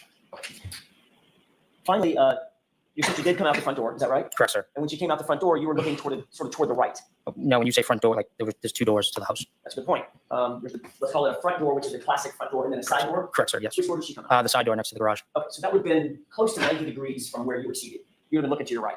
Yeah. Not necessarily looking straight ahead. Correct. All right, so for that period of time, as you're looking to your right, you see her come out the side door, Yes, sir. and you watch her approach down the driveway. Correct. But at this point, you don't know what's happening with the truck in front of you in those moments. No, I wasn't really paying attention to that at the time. You indicated that you said on direct examination that you believe that once she was out and at the truck, that she was there for 30 or 40 seconds. Correct, sir. Do you remember actually testifying at a previous hearing in May of 2022 that it was more than 5 minutes that she was out by the truck? It was not 5 minutes. I'm saying the whole time that I was said there, it. probably between 2 to 3. Do you remember being asked how long, if you know, were you talking with Julie out in front of the house, and you indicating under oath a little over 5 minutes, I would say? I mean, if you got it, sure. I mean, Yes. whatever you guys have. I'm sorry. Can you tell Mr. Lally what page it is or May something? I have that back? Yes, sir. Yep. Thank you. Just take a look at that highlighted portion and look up when you finish. Dum dum dum. May I approach? Yes. Mr. Nagin, does that refresh your recollection? Seemed that yes. Okay. And is it, in fact, was it your testimony that back in May of 2022, much closer to the event in question, that you indicated under oath that y'all were actually talking for closer to 5 minutes? The whole thing, probably, yeah. You indicated that you opened up the truck door, is that right? I opened up my passenger door, correct? So that does that, F-150, does that automatically open up the suicide You doors? know, no, I it's know not. There's a that handle these witnesses, on the inside of the door to they'll open. put So out just the and passenger door that stuff. was open. Correct, sir. You have to testify and all this other dumb shit. to keep up a life for everybody else, but like at the same time, you can't get irritated with the defense asking fucking questions because hey, you know, a woman's life is on the fucking line. Hello. So that getting irritated and shit, you know, that shows the jury sees that shit, right? And your sister Julie would have been standing This is why I could never be on a fucking jury because people who lie irritate me.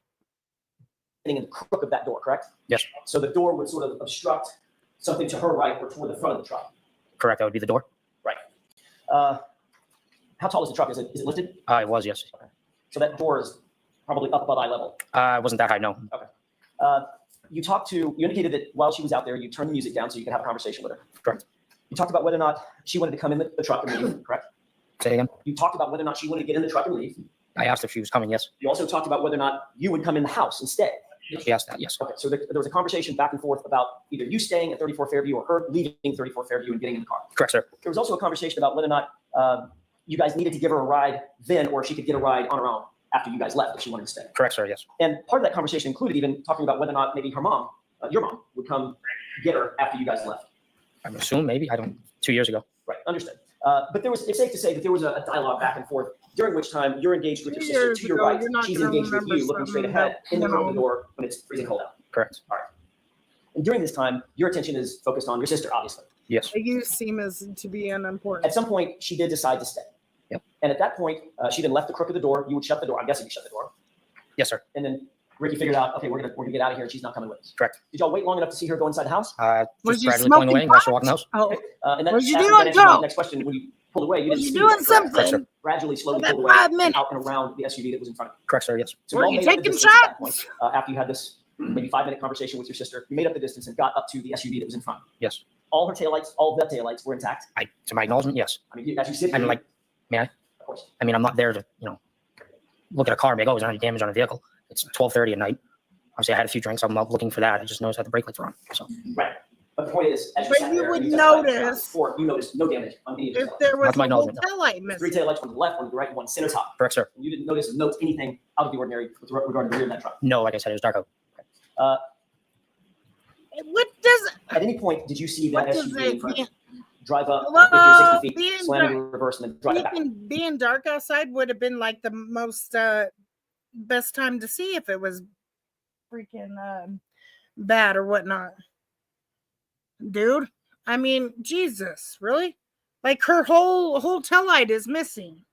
It is gone. It's incinerated. I mean, they have one piece of red on that tail light that was left. That was it. No. At any point, did you see that SUV reverse and hit a pedestrian? Sure. I'll allow that. You Nope. didn't see that, right?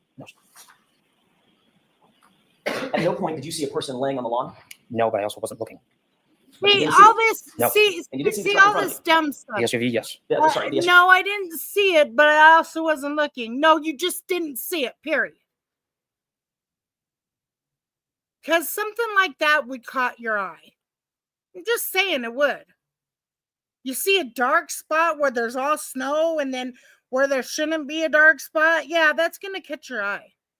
Shit, I know when it's like barely starting to snow and there's like a big old patch in people's lawns and there ain't nobody there. Come on, give me a fucking break. And you have your headlights fucking illuminating. You're going to see some shit, especially in a fucking truck. SUV in front of you. Correct. All right. You didn't see a person standing or lying on the ground anywhere around that SUV, did you? No. Shit. And it's not just that you didn't see that SUV hit a pedestrian. That did not happen while you were sitting there. Bad. Objection. You can go ahead and answer that. No, I did not. After you drove away or drove up slowly in order to drive away, you were the passenger, or as you drove away, I should say, you were the passenger closest to the SUV as you would be passing, correct? Correct, sir, yes. You looked out the right window of that F-150, correct? Correct. And you could actually see inside the SUV as it sat there idling, correct? Correct. Yep. That's because the dome light was on. Isn't that right? Correct, sir. And you Yeah. noticed that the dome light was on inside because you could clearly see what was happening inside the Are we done yet? SUV at that time as you passed by. Are we done yet? So whoever was looking inside was making sure my sister was okay. We're almost But you done. did look inside that SUV, As I passed by, yes. and you saw one person, That's all I saw at the time, yes. female with long hair. Is that Correct. right? And you did not see anybody else inside that SUV. Nope. No, not to my acknowledgement. As a matter of fact, you were asked that in prior testimony, and you indicated in response to that basic question, no, she was alone. Correct? Correct, sir. And the next two didn't see Yes. shit either, but they also weren't looking. Dumb as fuck. Thank you, Your Honor. Just to be clear, sir, she was alone as far as you could see, correct? Correct, sir, yes. Nothing further on. You are all set, Mr. Nagel. Thank you very much. Appreciate it. All right, jurors, That this seems like a didn't great help, time to start. Welly. Court, all rise. Okay. Now we're gonna go to her. That's all, please.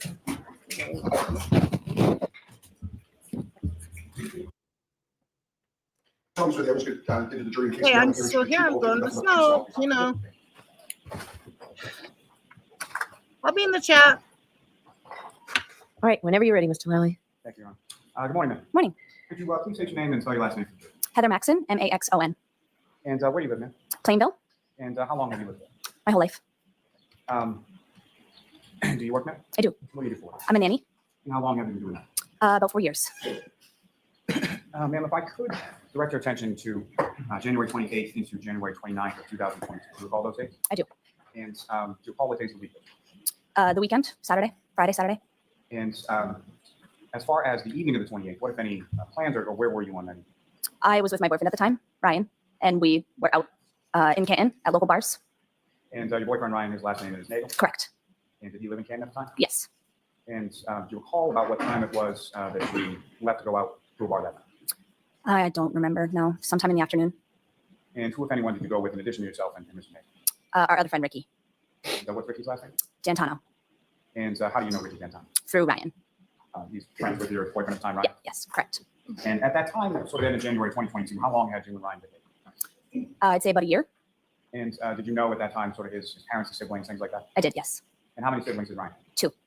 Brother and sister? Correct. And what's the sister's name? Julie, The older or younger than Ryan? younger. Now, at some point you said in the afternoon or so, you go out to somewhere in Canton, correct? Correct. And do you recall where is it that you went? We were at C.F. McCarthy's And how did you get to, well, prior to going to C.F. McCarthy's, where were you? at Ryan's in Canton. And do you recall how you got from Ryan's house to C.F. McCarthy's? I don't remember, no. What I'm asking is, do you recall, did you drive, did Ryan drive, and how did you? To C.F. McCarthy's, I drove. And do you recall, if you drove, do you recall where you parked? I don't. C.F. McCarthy's, is that somewhere that you had been to before? Yes. And do you recall, generally speaking, when you came into C.F. McCarthy's, where was it the three of you went? Can you rephrase the question? Where within the establishment do you recall where you see that bar, a table? The bar. And if you know about how long period of time were you at C.F. McCarthy's? I don't recall. And was it just sort of the three of you that were there? Yes, And fair to say you went out to a bar and you were drinking? correct. And do you recall what you were drinking?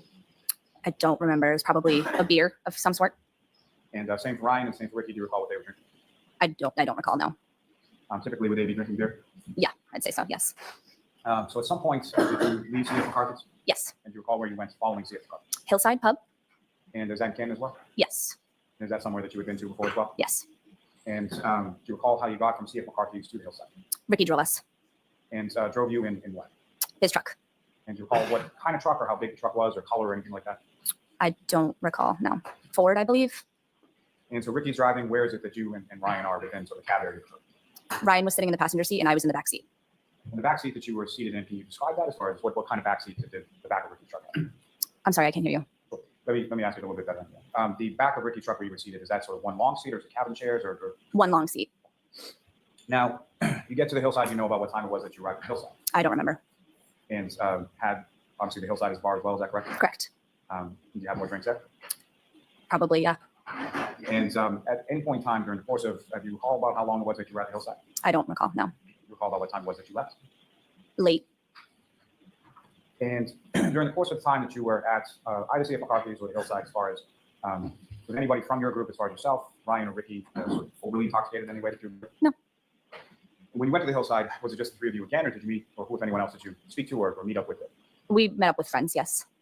And so it was a group of friends? A group, yep. And do you know approximately how many people were in the group? Maybe 2. So a couple other people. Correct. And when you left from the Hillside, where did you go? We went to pick Julie up from her friend's house. And the friend's house that you were going to, is that someone that you knew? No. And is that a house that you had ever been to? No. And as far as sort of take Ricky's truck again? Correct. And as far as the seating arrangements that you described earlier, from CF McCarthy to the hillside, what, if any, difference was there between hillside and the friend's house? There was no difference. We were sitting in the same seats. And do you recall, or do you know where now, sort of, that you've gone to the location? Do you know where that friend's house was? Could you rephrase? I'm sorry.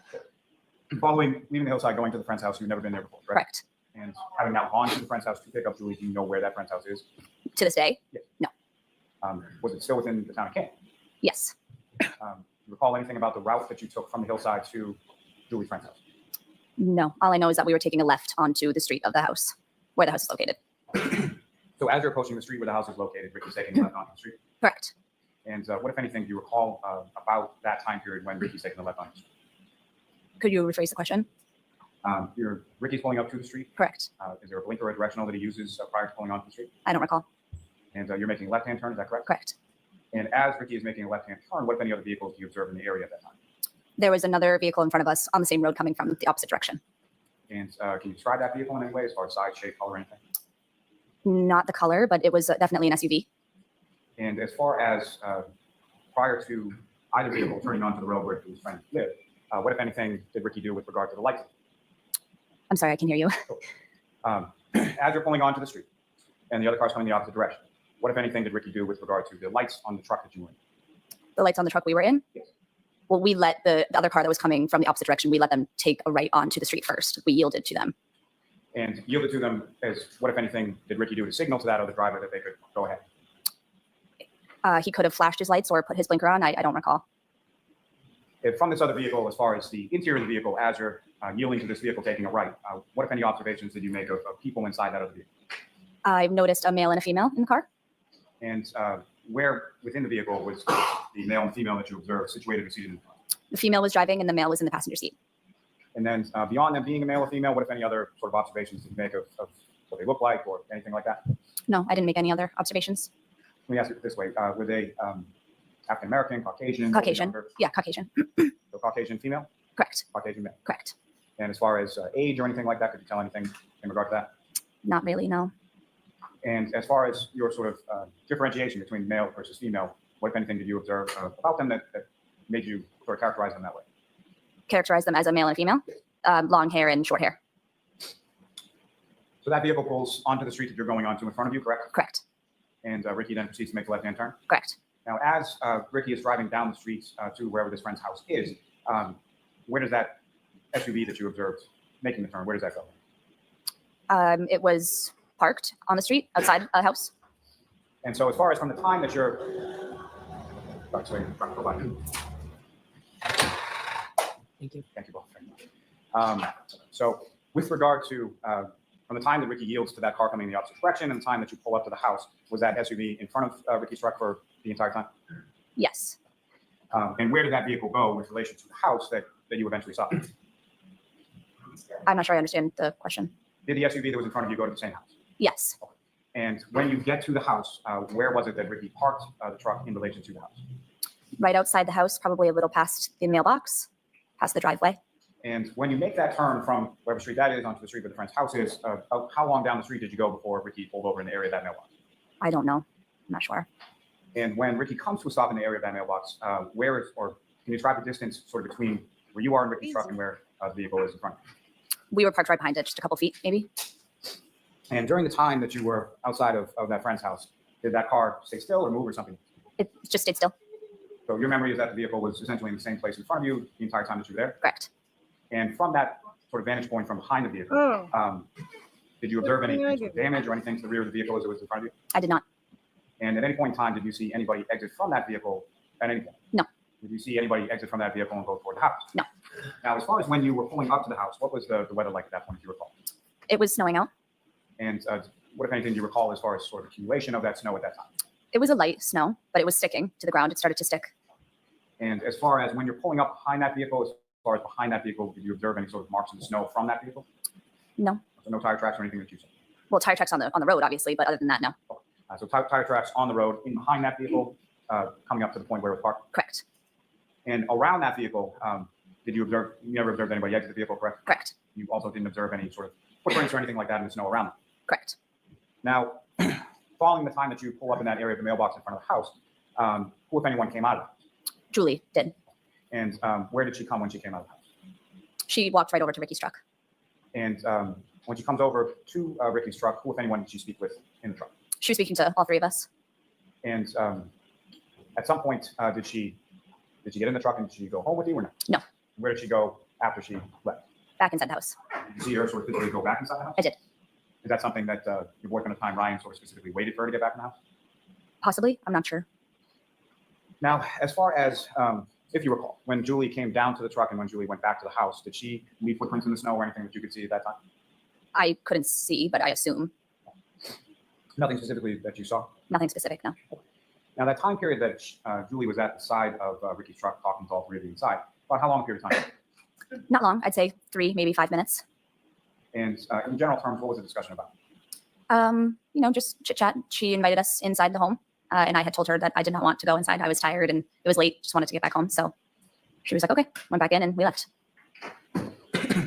And when you left, was that vehicle that was parked in front of you, was that in the same position as you initially described when you left? Yes. And do you recall, as far as Ricky pulling away from the curb or pulling away from the house to go home, did he have to sort of back out to get around it or no? I don't recall. And when you left, was that vehicle basically, as you're pulling away, that vehicle's in the same position, correct? Correct. Now, that vehicle that was parked in front of you, was it running or could you tell? Not these Lights were guys, on. not the ones that they had up. Okay, so remember the cop that looked like a penis, with the shaved head? He's one of them. Then the other girl is coming up. She's the other person that said, I hit him. All the Lion freaking police department, because they didn't run a thorough investigation. They found out today they came back with their results from the audit and they didn't do proper police protocol when it came to this case. And so, so it's that police, the Massachusetts State Police, the ones that didn't want to investigate at all, they just deemed her guilty right from the start and started planning, evidence for her to be guilty. So it's really not these guys because they don't, they're really not, they're more for the, they're defense witnesses. Everyone I heard, I was like, fuck, God, you can't turn that back into a state witness because 1, they didn't see a body. 2, they didn't see him get out of the car. When they seen her, she was alone. They didn't see anybody go to and from the vehicle. And there was nobody on the ground. So, these are dumb witnesses. Put it in the, so it's just dumb as dumb, Kevin. It's dumb. But when the girl comes up, that I'll tell you is the girl that is one of the main reasons why, and then the ATF agent, the other one that they covered up for. So and I think it's a big police cover up. I don't give a fuck what anybody says. It screams that. The whole trial screamed that. To where you're not, how to do proper protocol, but you didn't in certain cases. It screams cover up. And when it's cops involved, yes, because this ain't the only case they did that in. There was another case too. So, and then the one that, brings all this corruption to the forefront, they want to get him for witness intimidation and all that stuff because he's writing blogs about it. It's just dumb. It's so intertwined in this bullshit. So yeah, it really is dumb. It's dumb. But yeah, so these guys, I think they thought that maybe they would be good witnesses. In all honesty, they could cut these motherfuckers out next trial. And which lights one? The headlights, taillights, inside car lights. I mean, were also even the lady that did the DNA for the dog and only found pig DNA and not anything else. I mean, he went through protocols with her and she was like, yeah, you do a log to make sure you know where the sample came from, where it went. Who's doing the sample request, blah, blah, blah, all that stuff. Even the DNA expert that did the dog DNA follows protocol, but the police can't. I mean, this whole thing, they were saying like evidence collection kits, also perimeters, memorializing the crime scene, which they should have took a picture of him when he was on the roadway before he even left, because nobody knows exactly where he was. Nobody knows. They're all just saying, "Oh, just about right here," you know. There's no pictures in this case until they get, miraculously find all these taillight pieces 2 weeks later and shit. That's the only time. Now, as far as you're pulling away from that house and heading off the home, which way were you facing as you came away from the house? Could you rephrase? Let me ask a different question. So when you pull up alongside of the house, which side of Ricky's truck is facing closer to the house? Is it the driver's side? Oh, and the one kid that they think is involved, he's coming up too. His little friend that picked him up around a certain time that they were talking about, she'll be the next witness after the driver of this night. And so right here, do you see it? She is the driver, and then this is the little punk kid that they say, may have had something to do with it. They've got screenshots of text messages, but not showing metadata, nothing like that. This case screams just, how, like, you guys really thought it was fun to, like, make a woman waste her money, right? The passenger side. And so as the vehicle is pulling away, are you pulling away in the same direction? Correct. Passenger side, so facing the house as it's pulling away? Yes. And you were looking, let me ask you this, as far as when Julie left the truck and went back in the house, was she fully inside the house at the time that the truck? And I don't think just one police department needs to be audited. I think the Massachusetts State Police needs to be audited too, because of their handling of this case. Pulling away? Yes. And so when the truck is pulling away, where are you facing and sort of what are you looking at? She's not looking, Passing by Lally. the house and passing by the SUV. I was looking out the passenger side window, so facing the house. And as you go past the SUV, what, if anything, did you observe within the SUV? I observed the female in the driver's seat. And appeared to be the same female that you observed as you were turning onto the road of Julie's friend's house? Correct. And what, if anything, did you observe the female in the, where was she in the vehicle? The driver's side. So still in the driver's seat as you had observed earlier? Correct. And what, if anything else, could you see as far as the driver, as far as what was she doing or anything like that? I didn't observe anything else. She was just sitting there. And as far as you were passing, what, if anything, did you note as far as the sort of interior lighting within the vehicle? Yes, the interior lighting was on. So that's why I had noticed as we were pulling away the female in the driver's seat. As far as the male passenger that you saw as you were pulling onto the street, could you see him at that point? I did not see any other person, just the female in the driver's seat. Where did he go? He miraculously disappeared or what? Not very intently, just kind of as we were passing by. You didn't sort of change your positioning to see better within the vehicle. You didn't lean forward, lean back, or anything like that? No. And after you... That's why they're saying it happened after they left. That house, where did you go from there? Back to Ryan's. Is that where you spent the night? Correct. If I may have a moment, John. Okay.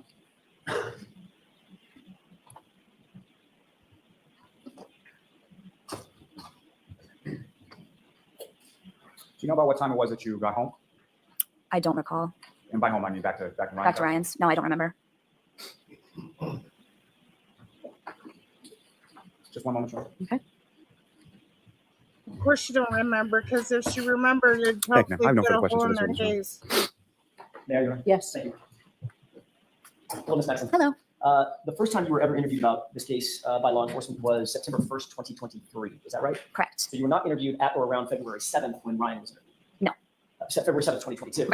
See, a whole year and a half later. That's crazy to me. Whole year and a half later.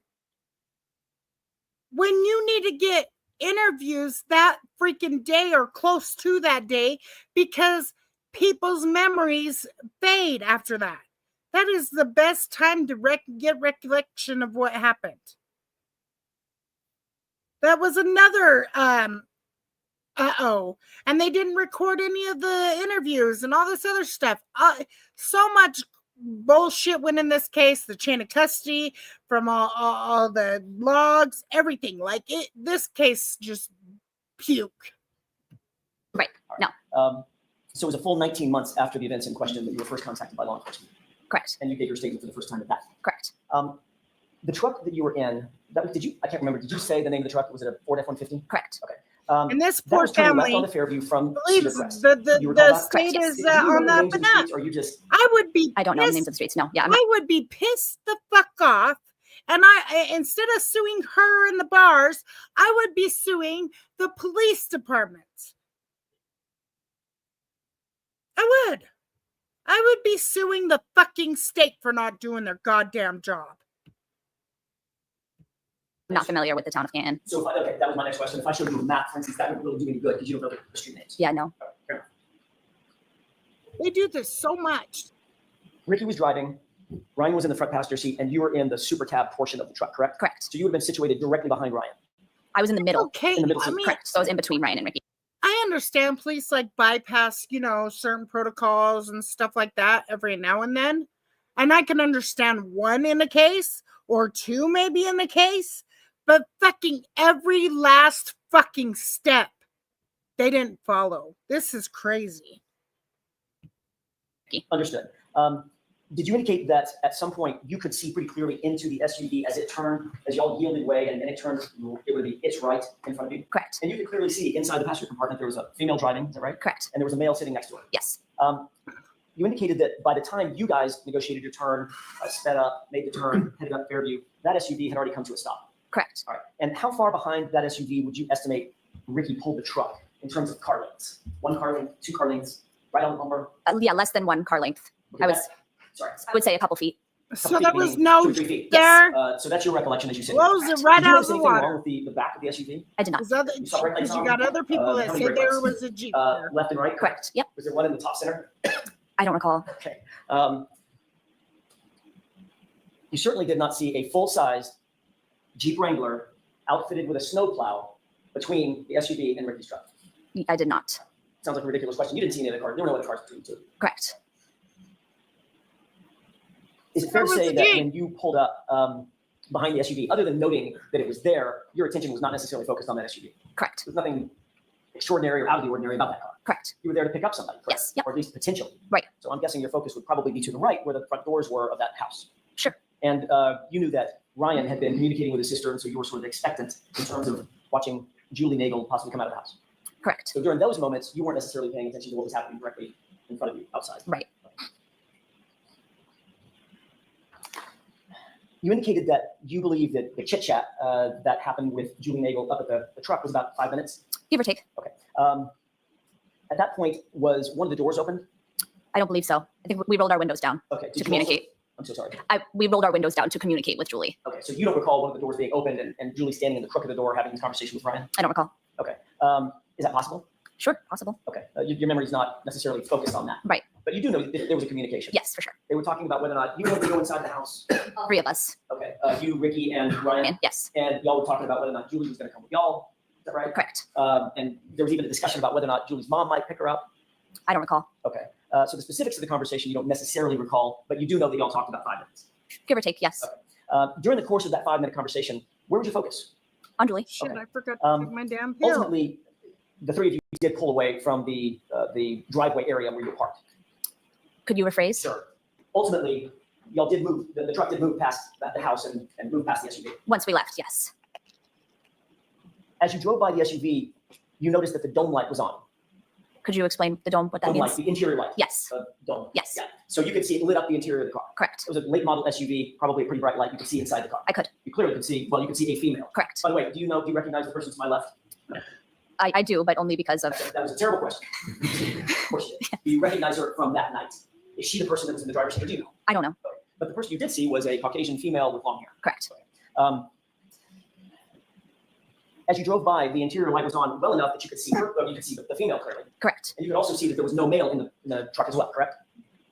I don't know. The other male that I saw in the SUV before they pulled on to Fairview, Correct. he could have been in when it was parked. The only person I saw as we were pulling away was the female driver. So when you pulled away, you looked to your right out your passenger window. Mhm. Correct. The interior dome light was on. Yes. And you testified to this before, correct? Correct. You've been asked these questions in another proceeding, correct? Correct. And you testified the only person you saw in the interior of that car Don't at that mention time, the y'all pulled away, feds, was the girl. female. Don't mention the feds. They don't like Okay. that. Is that right?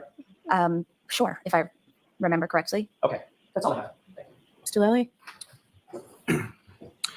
So, Ms. Maxon, during the time that you were asked about not sort of focusing on the SUV in front of you, fair to say that you would have seen a 6-foot man walking away from that car going towards the house? Correct. Okay. You were in a vantage point where you would have seen that had that occurred, correct? Correct. Oh So you didn't see my that. God, Lolly. Nothing further. She didn't see him Alright, so in the you are car. all set, Ms. She Maxon. didn't see him outside the fucking car. Where else would he Your next be? witness, Mr. Lally? Dummy. Yes, Your Honor, call call Ricky Dentono. He's bound to mess it up. God, you're dumb. You're dumb as a box rock. Okay, let's see how long he's going to be on for 3 hours. So he's about 40 minutes, and then she's going to be on for like 10 minutes or so before they go to compliance. And then we finish. And I think I'll start Collins tomorrow Whenever you're ready, Mr. Lally. because I think day Could you please state your name and spell your last name? Richard D'Antano, is, D''A''N''T''U''O''N''O. is an update. So hold on. And let me Mr. see. D'Antano, where do you live? Whoops, I didn't mean to do that. I Canton. meant to put me on. And how mute. long have you lived? My whole life, What? 30 years. And do you work, sir? I do. What do you do for? I do flooring. How long have you been doing that? I'd say 2 years. Now, sir, if I could turn your attention to the evening of January 28th into the early morning of January 29th, 2022. Do you recall those days? Yeah. And do you recall what days of the week those were? The weekend, And do you recall whether or not you worked that day? I don't.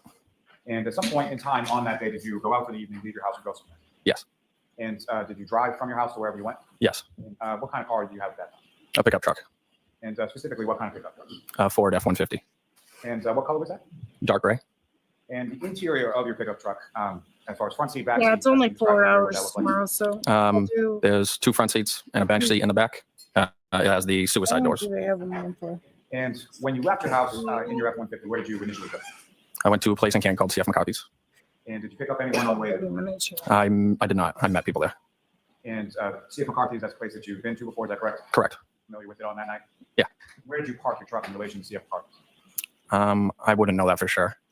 And in all honesty, okay. Why they're calling like all these witnesses? If they didn't see shit, I mean, let the defense call them. Fuck. They're not a good witness for the state. Like, I would knock them out of the park. Like, get rid of them. If you wanted to prove your case, but whatever.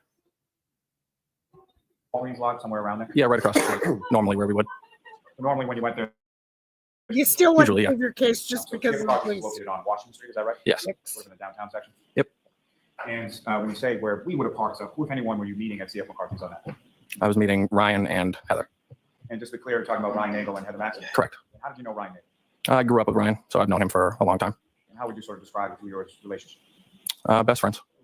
And Heather Maxon, how did you know her? Through Ryan. They were dating.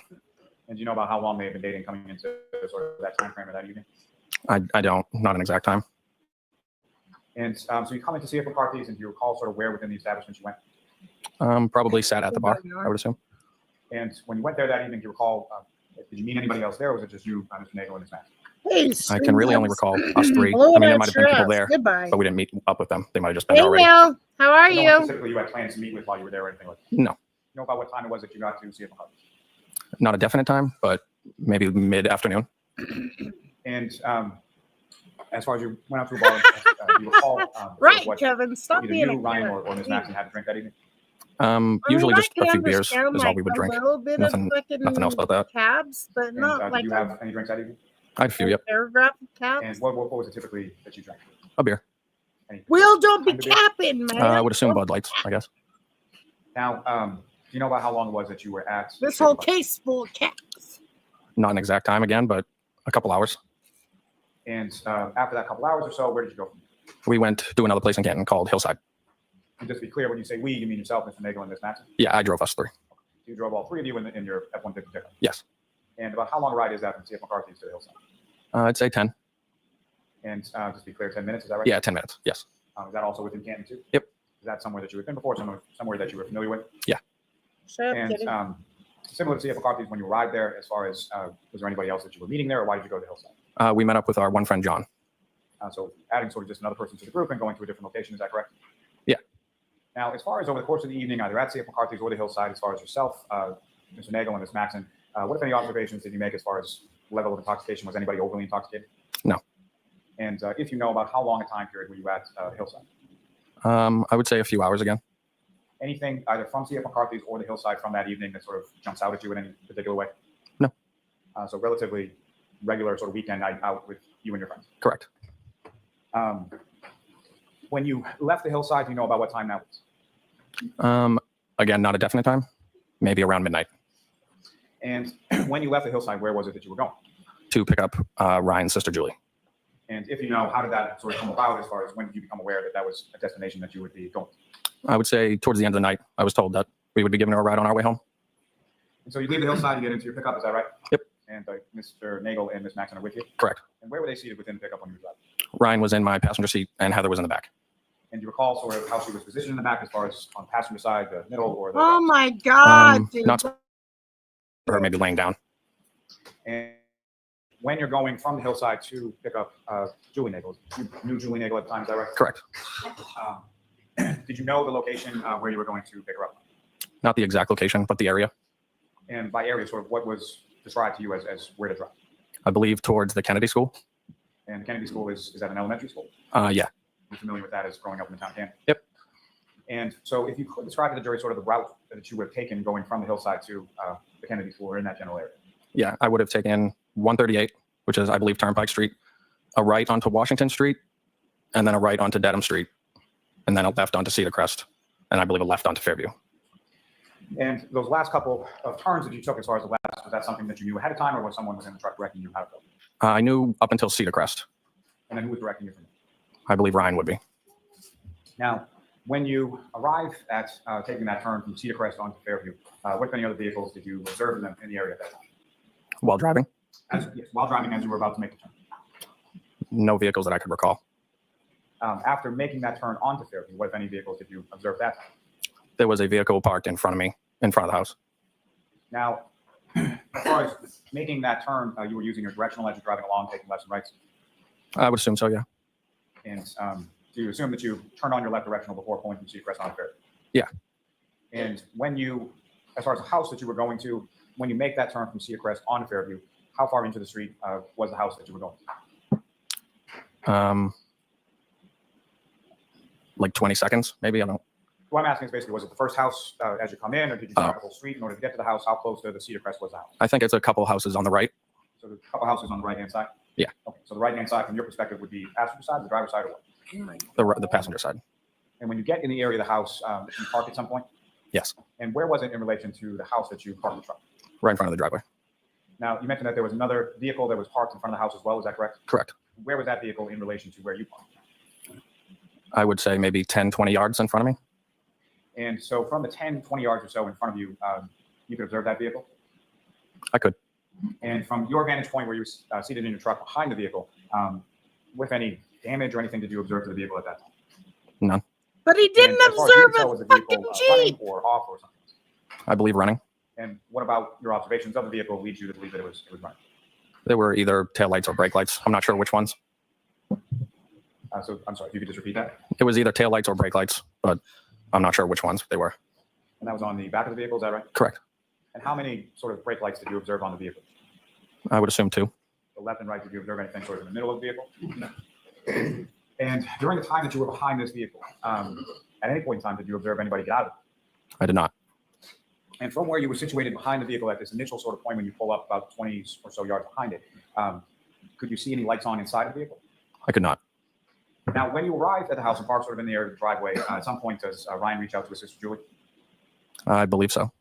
And at some point does Julie come out of the house? Yes. And if you know about how long a period of time we're talking about from the time that you pull up and park and the time that Julie comes out of the house? Very quickly. And when she comes out of the house, where is it that she comes to? To my passenger window. Now, as far as at this time that you had left the hillside and you're driving over to your sister's friend's house, what do you recall about sort of the weather and what was it doing at that point? I believe it just started to snow. And as far as the snow was concerned, what, if any, observations did you make as far as accumulation? I believe it was starting to stick. Now, as far as that vehicle that was in front of you, what, if anything, did you observe within the snow on the streets that was starting to stick in behind that vehicle? I didn't observe it. Did you see any tire marks or anything like that leading up to the back of the vehicle? Not that I can remember. Now, when Julie came out of the house, she walked on foot from the house to the truck, correct? Correct. And as far as from her path, either to the truck or back from the truck to the house, did you observe any sort of footprints or anything like that she left in the snow while she was walking? No. Now, when she comes to the truck, did you recall how it was? You obviously, there's some conversation, correct? Correct. And prior to her coming up to the truck, was there music on, radio on, anything like that? Maybe while driving there, but I don't believe while we talked. So that would have been something somebody would have turned down in order to have a conversation with Julie when she comes up to the truck. Correct. And when she comes up to the side of the truck, do you remember how it was that you conversed, or anyone in the vehicle conversed with her? Was it through the door, through the window? Through the open passenger window. Do you recall whether or not the passenger side door of the truck was opened at any time by Ryan or anybody else? Nope. You don't recall, or it wasn't? I don't believe it was. Now, in your truck, when you open the passenger side door, what, if anything, occurs with regard to the lighting within inside the truck? Oh my I God. believe the interior Larry. light would pop on. And Yeah, there like was every interior light fucking within goddamn relationship to vehicle. the What do you front think? side, passenger side, center, or something? I think center roof. Christ. Now, the conversation with Julie about how long did that take place, or how long did that go on? I would say maybe 2 minutes. And if you recall, just in general terms, what was sort of the discussion about? That she no longer was going to take a ride and asked if we wanted to come in. And did yourself or anybody else from your group express any interest in going in this house? No. And as far as you were aware, were there other arrangements that Ms. Nagel and Julie had made for getting home that night? I wasn't aware of her arrangement of getting home now. So she leaves and she goes back to the house, is that right? Correct. When, in relation to when you left, had she already gone back inside the house? Did you see her go in the house? I did not watch her go back inside. It's And not his job. It's when his you brother's job. Jerk. are leaving from this house on Fairview, again, your passenger side is what's most directly facing the house, is that right? Correct. The vehicle that was in front of you, that's facing the same direction, is that correct? Correct. So the passenger side of that vehicle would also be facing towards the house, correct? Correct. And when you pulled away from the curb, do you recall whether or not you had to sort of back up in order to pull around it or not? I did not have to back up. Now, while you were, so you just sort of pull away from the curb, is that correct? Correct. So when you're behind this vehicle, did the vehicle stay sort of stagnant in the same place, or did it move, or what, if anything, did you observe as far as that vehicle in front? It might be guessing at the time, but I would believe it stayed where it was. So do you recall anything, so you don't recall anything specific about that vehicle moving? I do not. And as far as the vehicle itself, did you observe anything about sort of the occupants of the vehicle or anything like that? I did not. Now, as you're pulling away from the vehicle, where was your attention sort of focused as you were pulling away? I believe my side view mirror and then on the road. You're looking in your side view mirror to see if there's any other vehicles coming up on your left, correct? Correct. And then you're looking at the windshield because you're driving a car, correct? Hey, Correct. did you see a And, at fucking any body, point in time or that did you, you were see outside of anybody that leave? residence, at any point, did you observe anybody get up out of that vehicle? Did or you enter see that a vehicle, or freaking go toward the house Jeep? from that vehicle, or come from the house? toward that Oh, I bet you I don't didn't believe so. see any of that, huh? Just one moment, John. Okay. Action report. Let me just ask you a couple questions. John, with the court's permission, if I could publish just a couple of photographs for this witness. Okay. Ms. Gilman, if I could have exhibit number 71. Here we go with this damn picture. Yes, it snowed. I'm sorry, I'm gonna ask you a Yes, couple questions that's about the house. photograph that's up on the screen, but first, what I want to draw your attention to is on the desk in front of you with a laser pointer. Right, yes. If you just press that button and point it in a direction, it'll shine. What's So sad this is second everybody photograph, points 71 to is up the on screen. Does that same match what's depicted in fucking that photograph? places on the goddamn 34th thing. Fairview. When Is that the most house, of them of Julie's friend should that be you went to pointing at to the go pick her up wrong. and I then mean, she they got back? Correct. should be pointing at And different this parts particular because photograph, you see the area we where all you have had two marked eyes, her but in not the front. same view. I do. If you Anyways, could, using that laser pointer, just direct your attention where in the photograph it is. Right in front of the driveway, right there. Now, also within this photograph, you see the general area where you observed that SUV. yeah, while you were I'm out with front. you, Judge. I would say, if I had to guess, I would say maybe half of the vehicle. So it's probably a little bit further towards the left of this photograph, right? Correct. So if I could have exhibit number 72. Again, do you recognize what's up on screen? I do. And this is the same house that we were talking about the last exhibit. Correct. From this photograph, you see the area where you observed the SUV. in relation Stop to it, your car dog. That evening as you were parked out in front of the house. I believe so, yeah. And again, if you could start using the laser pointer you have before you direct your attention where about that. Like right around that, I'd say. No place for a Still need to fucking take that Jeep down. Thanks to very be much. with a snowplow. You fucking fuck. Just one moment, John. Okay. Thank you, sir. Nothing further for this witness. All right, cross-examination. Thank you, Your Honor. Let's go. Good afternoon, sir. Freaking Afternoon. Nettie. So you were driving the vehicle that arrived at 34 Fairview to pick up Ryan Nagel's sister, Julie, correct? Correct. And you had met Julie prior to that date, obviously, correct? Correct. You had been over the Nagel home several times since the two of you had met years and years ago, correct? Correct. With your best friend's sister, correct? Correct. Do you recall about what time it was that you got there, Not the exact time. approximate? I would say around midnight. And you now know, as you I'm still here. testified I'm just today, in the clouds. that Well, you no chat. were outside the residence in back of a black SUV that was driven by Karen Read, correct? I do not know that based off my knowledge. Not your personal knowledge, but you now know it's pretty much common knowledge, correct? I guess so. And in fact, that black SUV was parked directly in front of yours, in front of the Fairview Road, correct? Correct. And while you were there, you never observed that black SUV strike anyone, correct? Correct. You never heard any arguing outside of the residence of 34 Fairview, correct? Correct. And possessing that information as you did on January 29th, were you interviewed by any state police investigator regarding this case on January 29th? On that day? Right. No. What about the next day or the rest of January or any day in February of 2022? Did the state police come to interview you about the information that you had as the driver of that vehicle? No. In fact, isn't it true that no investigator from the state police or the district attorney's office interviewed you anytime during the entire year of 2022? Correct. And that the first time you spoke to any official, it was not from the district attorney's office and not from the defense in this case, correct? Objection. Sustained. You can word this differently, Mr. Nettie. Okay. The first time you gave a statement to anyone, it was not Mr. Lally or the state police, and it was not the defense in this case, correct? Correct. And that was on May 16th of 2023? Which time would that be? First time you gave a statement, sir. May 16th of 2023, does that sound correct? Around that time it would be. Okay, and you know today is May 15th of 2024, right? Yeah. So just about a year ago was the first time that you gave any statement about your memory of what occurred on January 29th of 2022, correct? Correct. And you would agree with me that your memory of what occurred on January 29th was the freshest when you got up that day, later that morning, correct? The next morning after the 29th? Yes. Correct. Right. And you'd agree with me that your memory would have remained fresh for a period of time, correct? Correct. And you'd agree with me that over time, your memory becomes less fresh, right? I would agree. And it's not just you, it's everybody, correct? Correct. Objection. Let's move on from this. Sure. And you were first asked about your memory about what was clearly over a year after January 29th, I suppose, February, March, April, maybe about 16 months after the events that you were asked to describe, right? Correct. And then it was only after you talked to someone else, again, not the prosecution or the defense. that Objection, Your Honor. Mr. Nettie, why don't I see it sidebar, just so we don't keep getting interrupted there.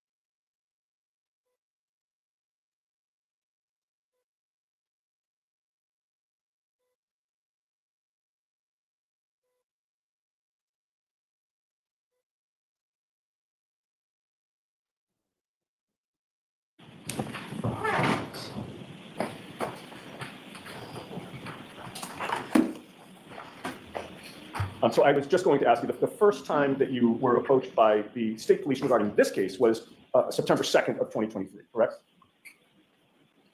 Around that time, correct, yeah. And that would have been 5 months after the first time you were approached, and it would have been about 21 months after January 29th of 2022? Correct. All right.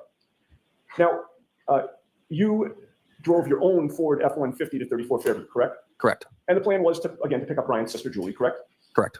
And the entire time you were in the car, from when you left to go to 34 Fairview until you're now leaving 34 Fairview to go home, that driving arrangement was the same. In other words, you in the driver's seat, Ryan in the front passenger seat, and Heather in the back, correct? Correct. Do you recall whether Heather was behind the passenger, Ryan, when she was sitting in the back? I do not recall. You don't recall where she was in that back cab? No. You do recall that well, strike that. As you're approaching the residence, you don't have a memory of coming face to face with a black SUV or any other vehicle, correct? Correct. You're not saying it didn't happen, you just don't recall that, correct? Correct. And in any case, your memory, your best memory, is that when you got there, the black SUV, and by the way, I don't want to put words in your mouth. Do you recall it as a black SUV or? I do. Okay. When you got there, your best memory is that the black SUV was already parked outside the residence, correct? Correct. And it was facing in the same direction that you were facing as you approached the residence. Yes. Which means, and you're from Canton, correct? Correct. You came from the Cedar Crest side and you were facing toward the Chapman Street side, correct? Correct. Same with the black SUV. Correct. And it appeared to be parked properly next to the property, correct? Mine? No, the black SUV. Yeah. It wasn't parked at some crazy angle, correct? Correct. It didn't appear to have struck anything on the side of the road when it was parked, right? Correct. There was nothing unusual about the way it was parked. No. And when it was parked out there and you approached the residence, is it fair to say that there was far less snow on the ground than what we saw in Exhibits 71 and 72 that were shown to you by Mr. Lally on direct examination? Correct. Those photographs appear to have been taken after the snowstorm, correct? At some point? I would assume, yeah. Because there's a decent amount of snow on the ground there, correct? Correct. But as you're pulling up to the house, it had only started snowing around that time? I would say there was a dusting on the lawn, yeah. So it was starting to accumulate, but there weren't inches and inches of snow, correct? Correct. And your best memory is that the SUV was about 20 yards in front of you?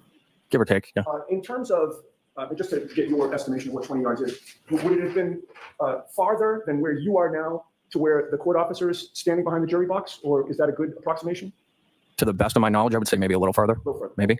And there was nothing obstructing your view as you sat in the driver's seat of your Ford F-150 of the back of that black SUV, correct? Correct. You did not see, for instance, a Jeep with a snowplow on the front parked in between you. I did not. And in fact, you didn't see a Jeep with a snowplow parked anywhere on the property that you recall, correct? To the best of my knowledge, no. And you didn't see any other vehicles parked along the property line other than yourself and the black SUV, correct? Correct. When you first pulled up, do you recall if, and I know these questions are somewhat unfair because we're talking about 2.5 years later, but when you first pulled up, do you recall whether the red taillights of the black SUV were lit up? I would say to signal that the car was on, yes. I don't know if they were brake light or just normal tail light. Gotcha. Okay. And so you're surmising that some lights have to be on because your memory is that car was on. Correct. And with regard to the lighting in that area, did you have your headlights on when you were out there? I believe so. I don't think I would have shut them off. Right. You would have been driving with your headlights on as you were going down Cedar Crest and taking a left onto Fairview, correct? Correct. And your car was still running when you pulled up to the house and parked, correct? Correct. And you would have left it running because your intention was, or your expectation was, that Julie Nagel was going to get in your car, correct? Correct. That was the whole reason you were there. Correct. And your expectation was that there didn't need to be a tremendously long discussion when Julie came out of the house, right? You expected her to just jump in the vehicle, correct? Correct. So that's why you say that there would have been no reason to turn your your headlights off, correct? Correct. All right. So your headlights being on, they would have been focused really right on the rear of that black SUV that was in front of you, correct?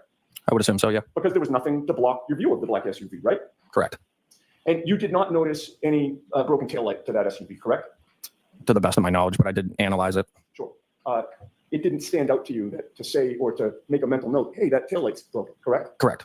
And you didn't see any damage at all to the vehicle that you noticed, correct? To the best of my knowledge. And with regard to when Julie came out of the house, when you pulled up and parked, sort of perpendicular to the driveway, and that's an accurate way to portray it? Correct. You believe that it took Julie how long to come out of the house? I would guess under a minute. Under a minute. And then after that under a minute span of time, she then had to walk from the front door of the house, one of the front doors of the house, to your vehicle, correct? Correct. And by the way, did you notice that there were two front doors to the house at that time? At the time, no. Do you recall if she came out the door that was more in the middle of the house or more toward the driveway? Do you have a memory of that? I don't. I would be guessing if I did. And because the snow had started to stick a little bit, she wasn't running to the vehicle, correct? I would assume not. So it took her some time to get out of the house and get to the vehicle, correct? Correct. And then there was a conversation about whether she was going to come with you or not, correct? Correct. That occurred through one of the passenger windows being open. Correct. And who was involved in that conversation? I can't remember exactly, but I would assume maybe me and Ryan. And there was a back and forth about whether she was going to come or you were going to stay and go inside, correct? A back and forth. It was more just, did you guys want to come in? No, not really back and forth. Okay. Took a few minutes for her to decide, well, I'm just going to go back inside the house. If that, a minute or two. And from the moment that you... There's supposed to be a Jeep parked there. I don't know where this Jeep, miraculously disappeared, but there was supposed to be a Jeep that was parked at the mailbox. Somehow the Jeep grew wings and flew away. I'm not understanding this. Also, none of these people seen a body. They're going to write it off as, oh, I wasn't looking, but they still didn't see a body on the ground. This is just worthless. Parked the vehicle outside that residence. Your initial attention, it's fair to say, would have been on the front of the residence to see when Julie was going to come out, correct? I don't believe I was looking. Okay. Where were you looking when you were waiting for her? Did you have a phone? I don't remember exactly, but I had my phone. I could have looked at it. Okay, you could have been like, as many people do when you're waiting for somebody, you just take out your phone and start scrolling on something. Objection. Do you know if you were doing that, sir? I can't recall, but I wouldn't rule it out. You had mentioned.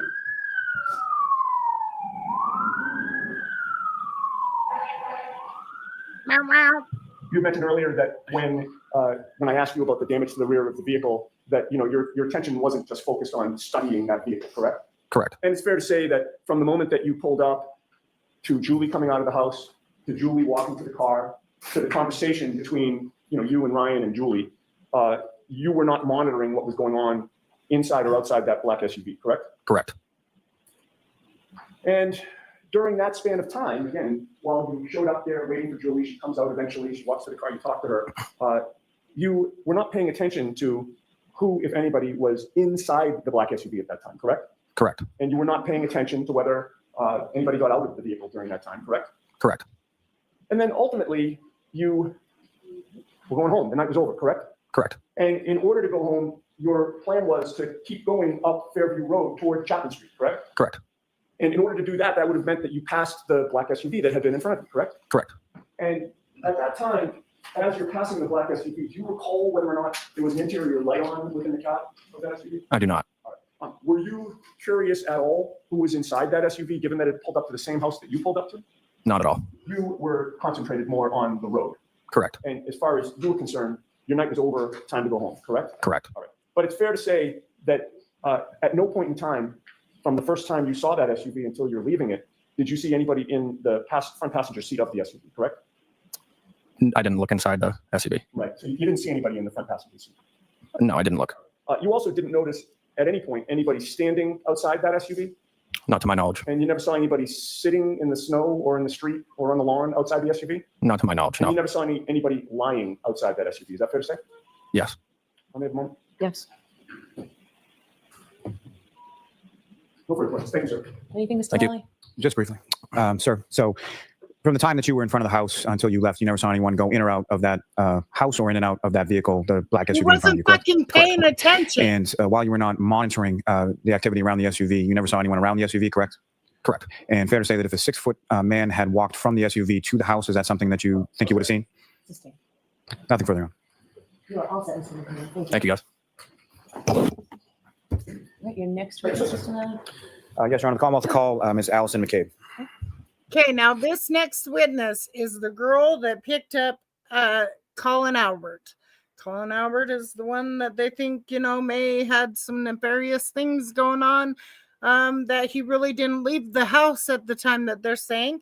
And, her 360 help data on her mother's phone actually proves that. But Anyway, so she's here to corroborate, say, oh yeah, I picked him up at 12:10. He left at 12:10, that sort of stuff.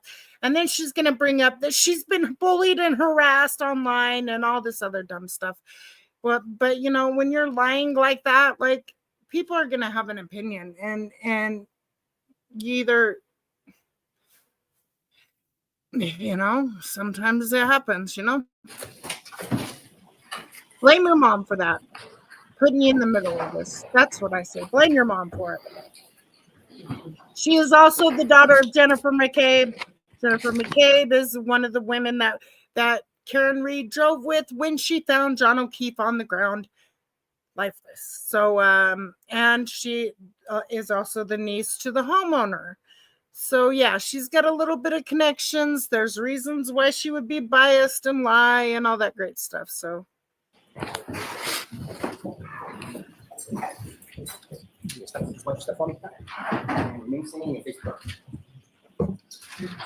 you solemnly swear the evidence you give before the jury in the case there against the truth, the whole truth, and nothing but the truth, so help you God? I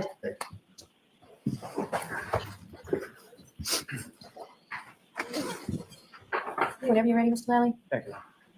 Good afternoon. Good afternoon. Could you please state your name and spell your last name? Allie McCabe, MCCABE.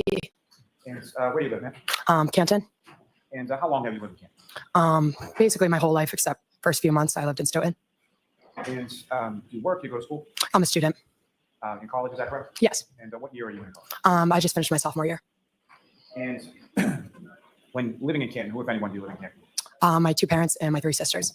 So you're one of four girls, is that correct? Correct. And are you the oldest? Yes. And your parents, what are their names? Matt and Jen.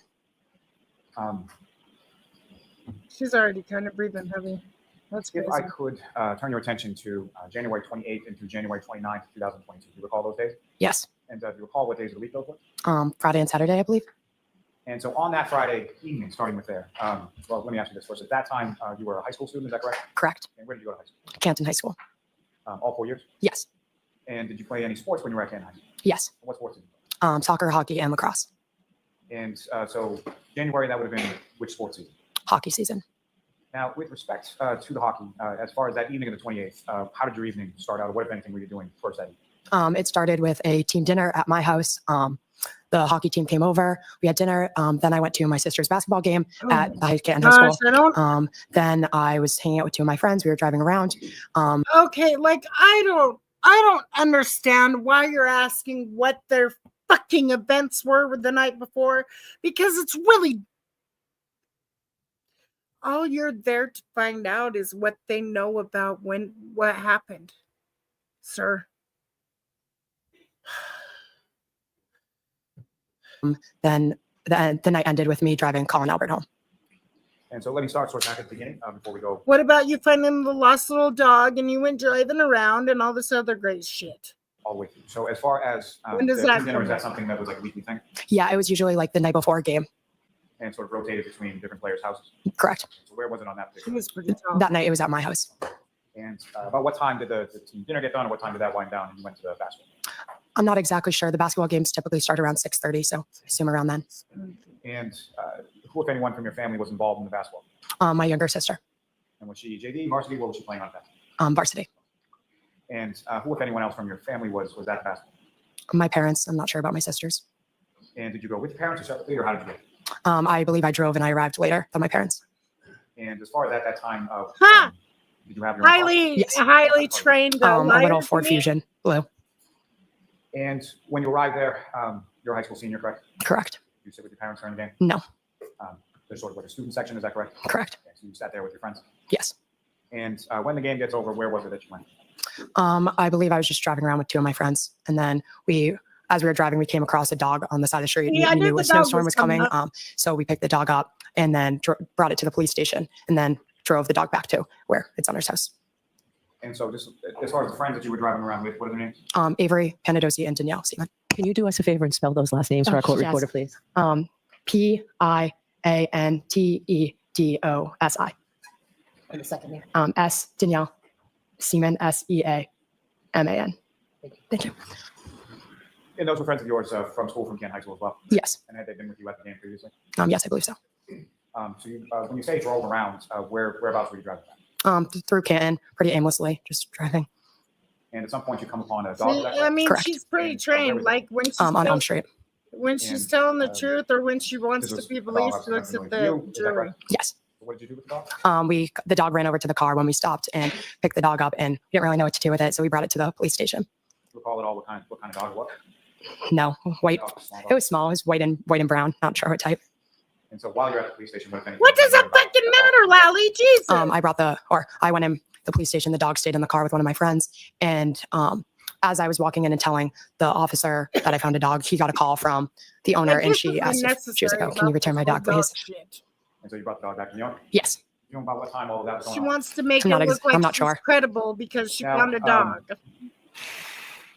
Notice that. You mentioned that you had picked up a person by the name of Colin Albert, is that right? Correct. And who was Colin Albert to you, or can you describe to the jury sort of your relationship? He's a friend. I've known Colin since I've been born. Our families are very close.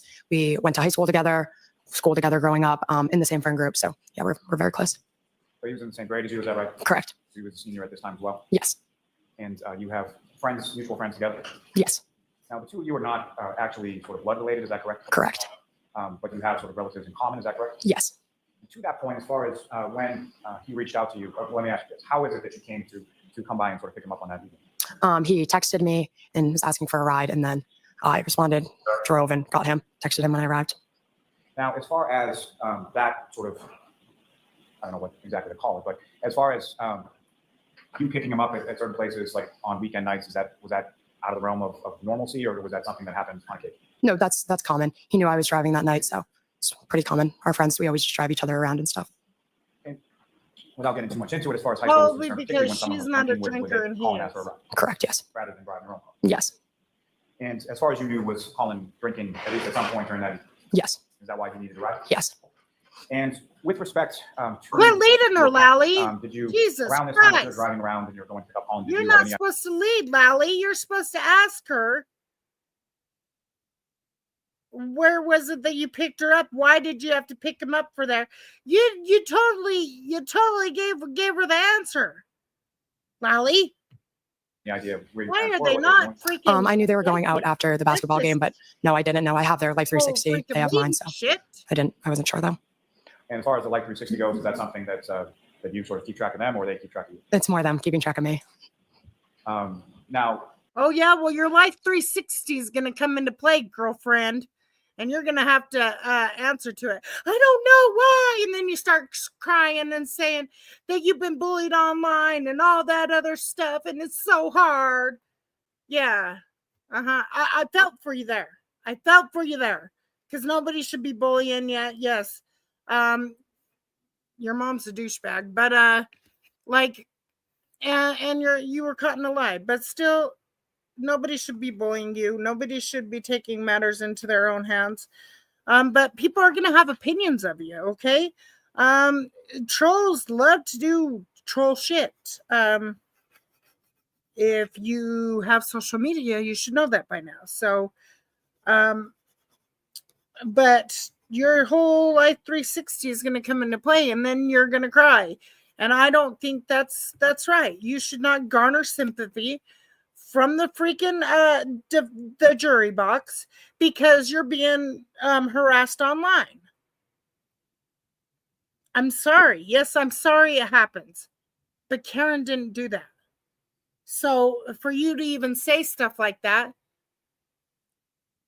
it basically is telling people that Karen's the one that was doing that. She's not doing that. do you know approximately what time it was that you first get sort of a Colin reaches out via text to pick him up? I believe it was around midnight. Not exactly what sure exact, but around midnight. And did you know where he was when he asked you to pick him up? Yes, the Albert's house, 34 Fairview. And is that a house that you're familiar with? Yes. And what, if any, relationship do you have to the people that live at the Albert's? My aunt and uncle and my cousins. So Brian Albert is your uncle, correct? Like you don't even make eye contact. You just like go over. How is she your aunt? Your father's side, mother's side? My mother's sister. And Colin Albert, obviously last name Albert, he's related to people at Fairview as well? Correct. That's sort of on the other side of the family? Correct. And do you know what, as far as your conversation with Colin, do you know why he was over at that house that night? It was little Brian's birthday. So he had gone over for that purpose and you went by pick him up? Yes. And do you recall where you were or sort of who you were with when you first get that text or communication from Colin to pick him up? Yes, I was at another friend's house. After I drove Avery and Danielle home, I went somewhere else. You drove the two friends that you were with earlier home, and then you went somewhere else? Yes, I believe, yes. At that point, did you get a text from Colin? Yes. Now, do you recall whether or not the information that you had as to where Colin was that night, is that something that came via text as well, or was that a phone call or some other type of communication? I knew he was there. Could have been a phone call. I'm not sure. So were there a variety of different ways that you would have communicated with Colin around that time? Yes, there's other apps as well. Yes.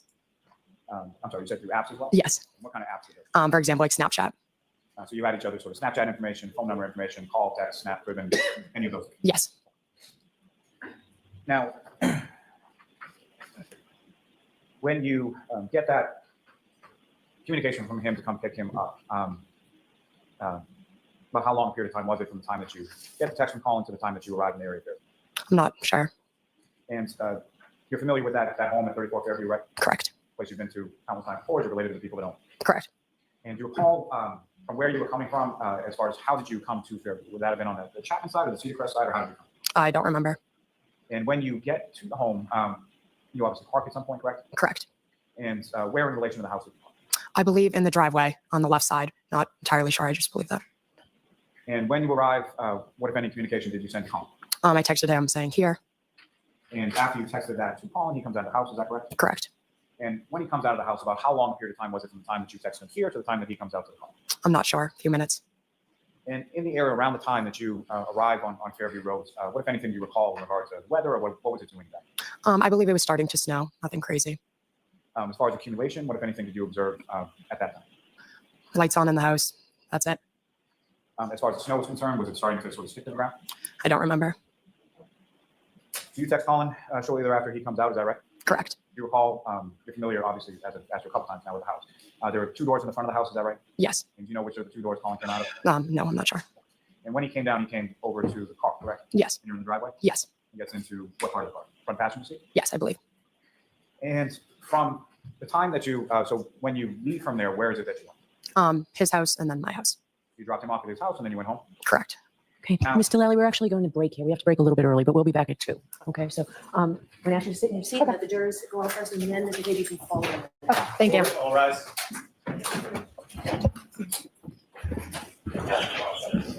Goodbye.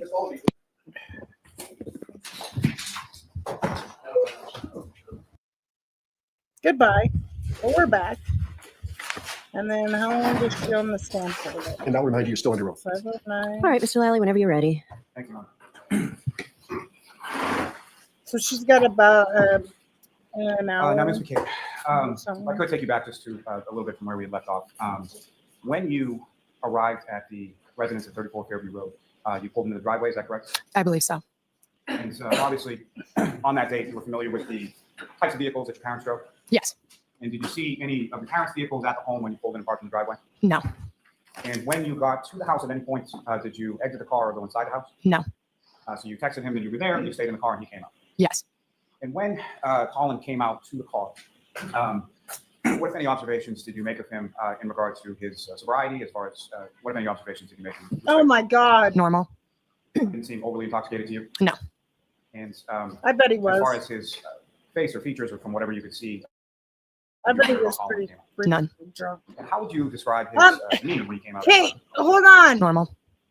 Now, during the course, Of course, he's not going to have any injuries. She is the alibi there, Lally. So, what are you talking about? You trying to, like, you're making her step all in the mess. Jesus. you drove from the Fairview home to Colin's house, is that right? Yes. And where was Colin living at that point? I don't know the address, but his new house, not the one where he was neighbors with John, the newer house. And if you could, just generally speaking, where was that in relation to the town of Canton? What was it? It's in the center of town, close to the library. And do you recall, or do you know what type of residence that is? Yes, it's like condos. I'm not sure exactly, but yeah, townhouses. As far as your drive from the residence in Fairview to Colin's house, did you make any stops along the way? No. About how long a drive is it from Fairview to Colin's new house? 7 minutes, 5 minutes. And when you arrived there, what did you observe Colin do? Got out of the car, went inside, got the key, locked it, went inside. And is that something as far as did you wait for him to get inside? Yes. And why? I always wait for him because it's like how he has to open the first door to get inside. So I usually just wait for everyone to get inside. And during the car ride from Fairview to Colin's house, do you recall anything specific about, did you have a conversation with him? Probably. I don't remember what we were talking about. And then following that, where did you go? I believe home. And when you got home, were either of your parents home at that point? No. You know about what time it was? When you go? Not exactly. I would estimate a little bit before 12:30, around that time. And at any point in time over the rest of the course of that evening, did you see your parents? Did you talk to your parents or anything like that? I know I talked to my dad on the phone when we found the dog. Other than that, no. And so after your return home, when you went to bed or you went to sleep, were your parents home at that point? Quit But how much fucking time leaving was her. it between the time when you got home around 12:30 or so and when you went to sleep? Not long. I don't know. Now, turning your attention to the following day, at some She's point, you woke supposed up, to right? give you open-ended. And I mean, you're supposed to ask Yes. open-ended And were both questions, your parents not home yes at or that no point? Yes. Do you know questions. about what time it was that you woke up next? No, I do not.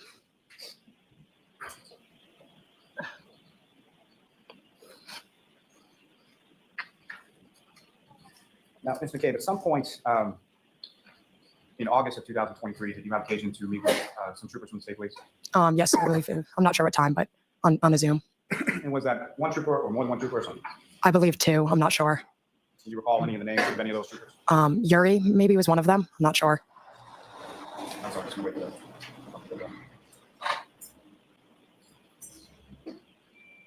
And now, ma'am, following that meeting that you had with troopers from the state police, what, if anything, did you provide to them from your phone? Text messages with Colin, maybe pictures. I don't know. Definitely the text messages. And before we get to that, just as far as your phone, what kind of phone did you have at that time? I believe an iPhone 14 Pro That Max, picture maybe. looks so I photoshopped. should have been more specific as far as the time, but the iPhone you're talking about as far as the Pro Max, was that in January of 2022 Oh, I'm sorry. or is it, August of 2022? That was in August. And between January 2022 and August of 2023, did you have the same phone throughout that time period? I'm not sure. I believe I upgraded. Yeah. And when you upgraded your phone, what, if any, data sort of carried over from the old phone to the new phone? Everything. So as far as chats or text messages or phone contacts, things like that, all of that transferred from one phone to the new phone? Correct. And Nora, may I approach? Yes.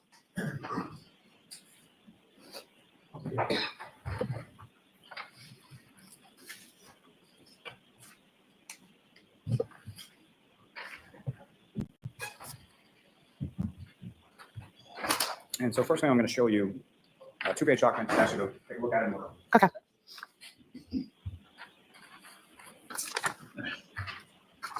And do you recognize that, man? Yes. And what do you recognize that? This is from my phone, my text messages. And the second page, what is that? Colin's contact information. Are those screenshots that you took from your phone provided to the See, troopers in August of 2022? screenshots. Mhm. Listen, listen to this. Screenshots, not freaking actual messages. They didn't download her phone. They took screenshots from her. Oh my God. Anybody can doctor a screenshot. Anybody can doctor anything. And they're accepting this. Why didn't they fucking extract her goddamn phone like everybody else's? Because they don't want to know the truth. That's why. Absolutely ridiculous.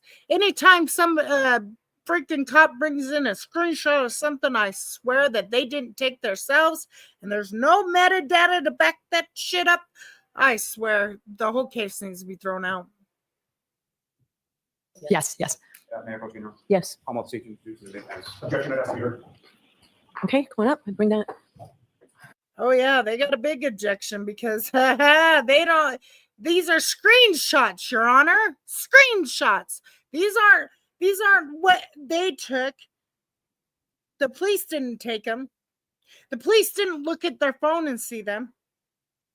These are screenshots that they took from them, from people that could be biased and lie. Sir, ma'am, sir, whatever you are. Sir, ma'am, sir.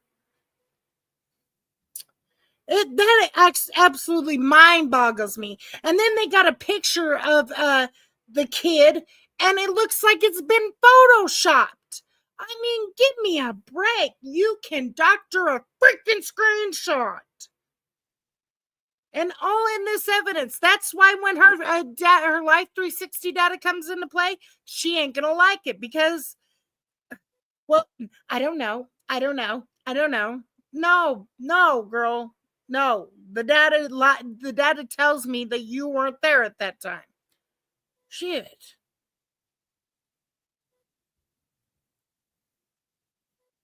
I went home right after. I went and found a dog. All that great stuff. But they got Live 360, but all these text messages, you bring in and shit that look doctored as fuck. Because one looks different than the other. I would so be raising them. Step out for just a few minutes. What? All right, please.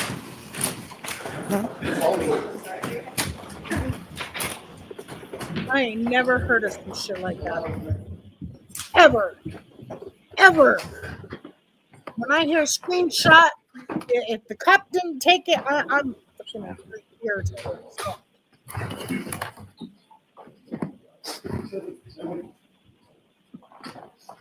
Jury's exit the courtroom. Please be seated. And they don't have pictures of them taking it. Oh. Marvin, I could speak for 1 second just to pick up something that's up right in the hallway. Okay. If you could just briefly explain to the witness what's occurring. Yes, I just need Ms. Giannetti back. Sorry. Okay. So, thank you. And the next two, if they would be marked separately, please. And they think this is okay. It's Like, not. the lawyers are going to get to ask you a few questions now before we go any further in front of the jury. You don't have no metadata, no nothing. Mr. Lally, you can Like, take oh, shit, the I think I'm exhibits in back trouble. and you can question this witness, and then Ms. Giannetti can cross-examine. May I approach with? Yes. So,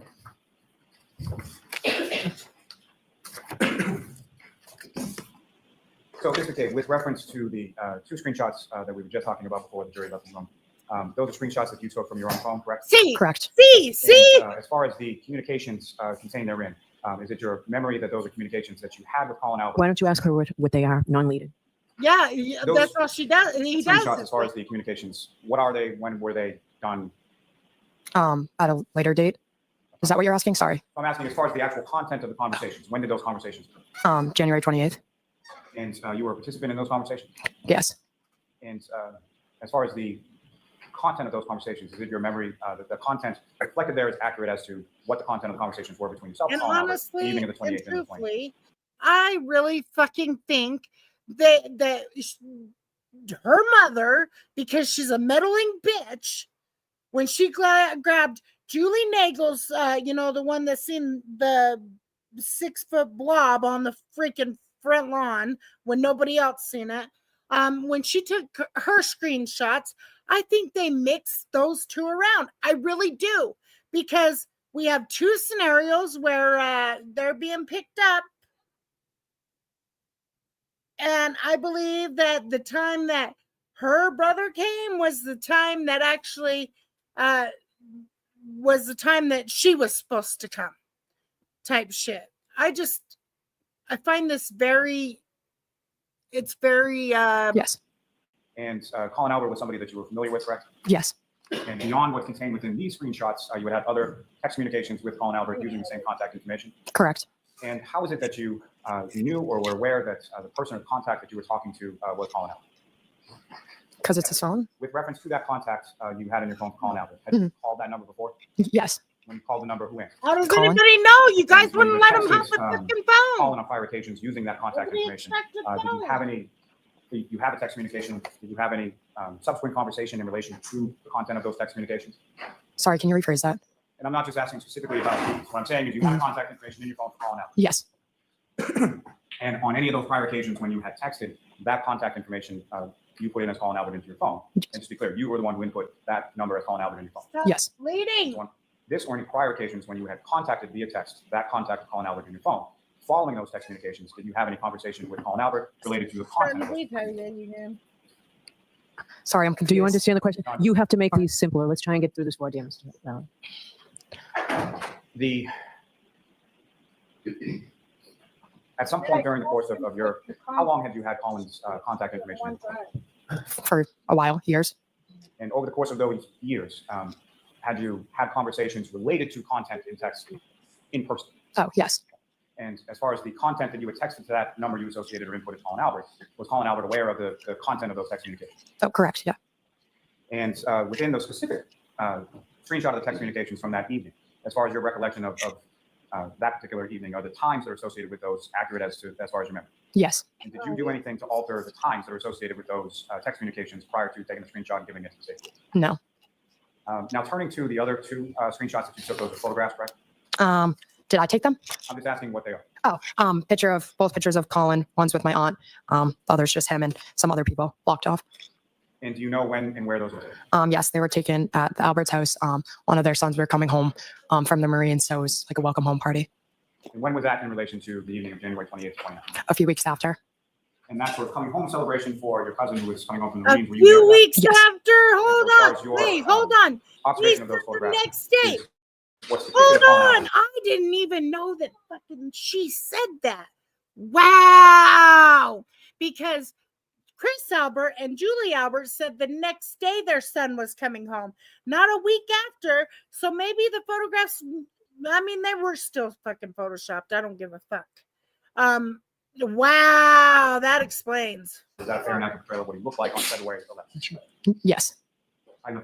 All right, Ms. Giannetti. Thank you, Ron. Good afternoon. Good afternoon. How long have you had an iPhone? I'm not talking about your current iPhone, but just iPhones in general. For years. More than 5 years? Yes. And how old are you now? I'm 20. And when did you get your first iPhone, if you remember? I don't remember. 12, 13? Yeah, around middle schoolish. Maybe 7 or 8 years. Is that a decent estimate? Yes. And in those 7 or 8 years, you have learned how to operate an iPhone, the various features that they have and the apps that you can download and use, correct? Correct. And your current iPhone has a number of apps on it, correct? Correct. With regard to the text message app, you'll agree with me that that is a green icon with a white sort of speech bubble in the middle of it?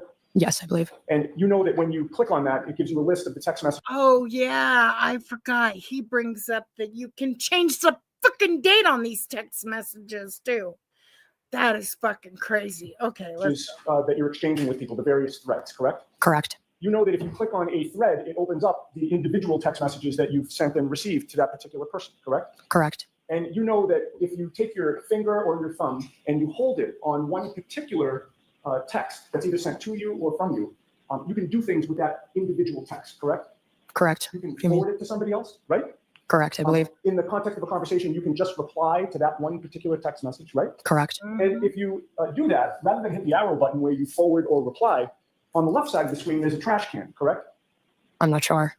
You know that you can delete a text from a thread, correct? Correct. And it's a trash can that you click on, right? Correct. I'm not trying to trick you. No, I was confused. Sorry. No, I don't mean to confuse. So you know that if you click on the trash can, it gives you an option to either cancel or to delete the message, correct? Correct. And what happens if you delete the message?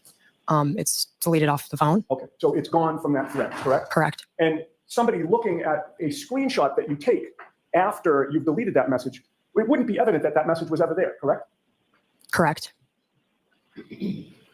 Now, you testified at a hearing in Boston on August 3rd of 2023, correct? Correct. That was, and we're not with a jury present, that was a federal grand jury, correct? Correct. And you had, by that point, by August of 2023, you no longer had the phone that you originally had on January 29th of 22, correct? Yes, I believe so. You had gotten a new phone in December of 2022, correct? Okay, I'm not sure what time, but Does that yeah, I got a new phone. I believe I got a new phone. But, and actually, Yeah, the okay. timing's not that important, just that it was You before get a that new grand phone. jury. You Okay, get yes. a new phone. Just And no try. what did you do with the old phone when you got the new phone? Transfer through iCloud, everything transfers over. Okay, but I'm actually talking about the hardware itself. Oh, what did I do? iPhone. Sorry, can you repeat the question? Yes, I'm sorry. Not the data on the phone. I understand that you've testified that you transferred that to the new phone, but the actual physical phone itself, where did that go when you got the new phone? I'm not sure. Would that have been traded in? Possibly. You don't have it now, correct? I don't think, no. And as of August of 2023, you didn't have it either, correct? Correct. Is it fair to say that no investigator from this case ever asked you for that phone that you had on January 29th? Correct. And so, Ms. Giannetti, can we just focus on the voir dire? All that you're doing, you can cross-examine her with, but on the voir dire of this. Sure. Thank you. Sure. I'd just like to get the jurors back in. No, I understand, Your Honor. I understand. I was trying to lay a foundation, but maybe it's not necessary. So with regard to... If you need to do it, go ahead. I'm just trying to. I want to accommodate the question. With regard to the messages that are in a given thread, right? We've talked about the fact that you are aware that you can reply to them, an individual message forward or delete one, correct? Correct. You're also aware that it is possible to change the timestamp on any individual message, correct? No, I'm not aware of that. You go to settings and you go to general and you go to date and time. She's like, oh shit. First of all, you can change the time zone of the message. Do you have your iPhone with you right now? Not on me. Not on. And in addition to being able to change the time zone, you actually can change the hour and minute to whatever you want it to be. Were you aware of that? No. With regard to I changed photos the time zone on your you are aware that you can change the date and time of any photo in your photo app, correct? Nope. There is a little, when you go to your iPhone, there's a little I for information. And all you need to do is, or I think it's for info or information. All you need to do is click on that and you get a pop-up from the bottom that gives you the choice. Maybe she didn't do it, Lally. I mean, alter the date and time. maybe her mom did it. Did you know that? No. Next to that date and time is the word adjust. And that's all you have to click on. And you can change the time from 12:10 a.m. or you can change it from 12:40 a.m. to 12:10 a.m. or you can change it from 1:45 to 12:10 a.m. And it's that easy. Yep. Now I know. I didn't know that. I didn't do that. Let me have a moment. Okay. She's like, oh fuck. Look at her eyes all wide. Maybe you didn't do it. So I'm going to allow this testimony in. Your argument goes to the weight of the evidence, not its admissibility. But I did, under Commonwealth versus Trotch, want to give you your voir dire. Okay. All right. So let's bring the jurors back in. No, it shouldn't be in. No screenshot should come in, you fucking biased piece of shit judge. God. Yes, P-U-R-D-Y. Your Honor, before the jurors come back in, may I just retrieve the exhibits? Yes, but I'd like to see counsel at sidebar while they're coming in. This is irritating as fuck.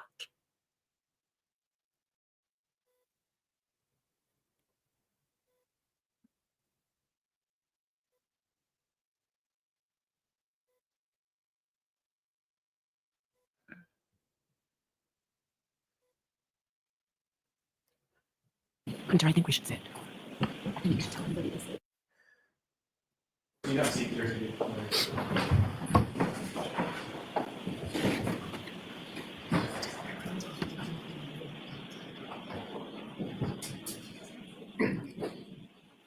Maybe she didn't do it. Maybe her mother did. But those were changed. They definitely were changed. I believe it. I believe it. The evidence shouldn't fucking come in it. It shouldn't. No police investigate. Look at him. He's just pissed. I would be pissed too. Don't ever fucking bring in screenshots. That shouldn't be allowed at all. But this is all for appeal. So if she lets the same bullshit in, appeal. Of course, back in all session, for baby. appeals. I apologize profusely. I just need one more minute. I'm so sorry. Look at you, Yannetti. You're bad, bad, bad, bad, bad, bad, Yannetti.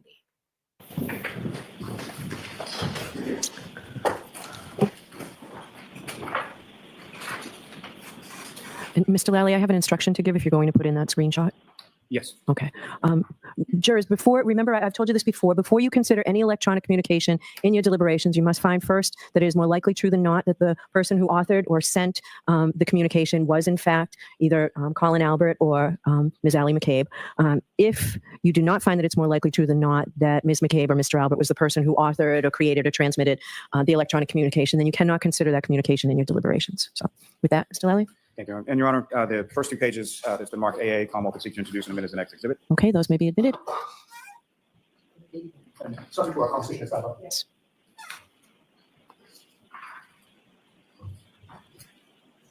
And Your Honor, if I may just approach to return it to the witness. Sure.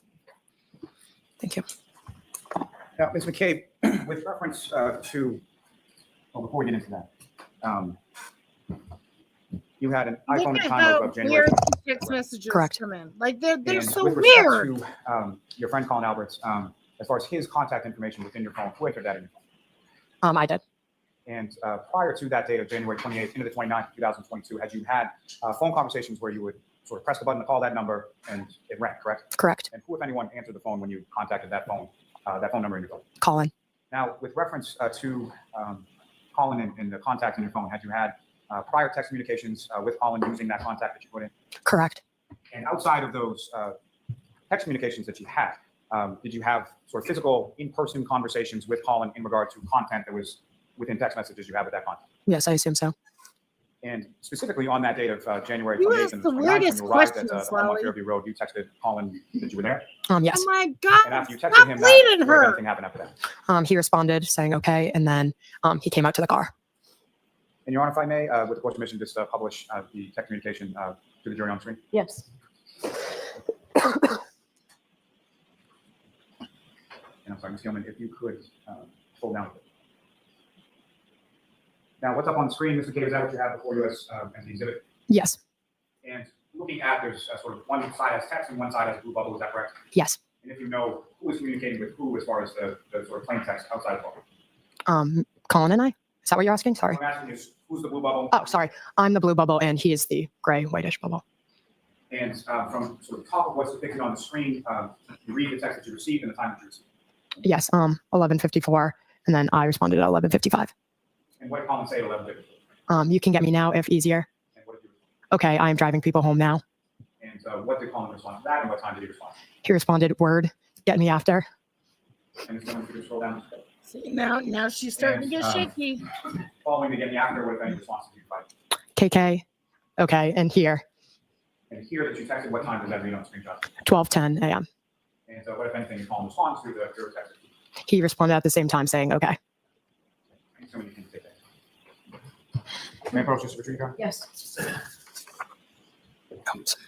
Do you need that? Thank you. Okay, thank you. So the next two pages, two separate pages, contain photographs, is that correct? Yes. And you recognize what's depicted in those photographs that I just placed before you? Yes. What do you recognize those? It's Colin. Is that what you're asking? Well, let me ask you more specifically. Okay. So, were these also screenshots that you provided to troopers of the state police in August of 2020? Yes. I believe so. What's in regard to those two photographs, do you know when and where those photographs were taken? They were taken February 11th at the Alberts, Nicole and Brian's house. Objection. No, I'm going to let her testify when they're taken. And so February 11th of what year now? 2022. So a few weeks after January 28th, 29th, correct? Yes. And were you present at the Alberts house on the evening of February 11th when they were taken? Yes. And what was the purpose of yourself and or Colin or anybody being over the Alberts house on that day? One of Nicole and Brian's sons were coming home from their Marine, so there was like a welcome home party with family and friends. And that is your cousin Jack, is that correct? Correct. And as far as what's contained in those photographs, is that a fair and accurate portrayal as far as your memory of what Colin looked like on February 11th? Correct.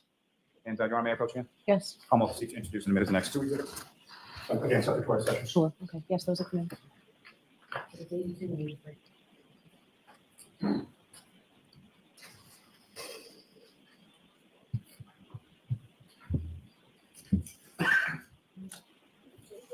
Again, just returning those to you. And first, I would Hey, direct I will be here. you to I'll now just mark in the exhibit chat.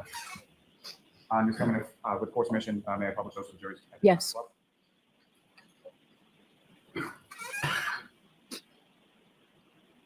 Your Honor, may I ask that moment? Yes.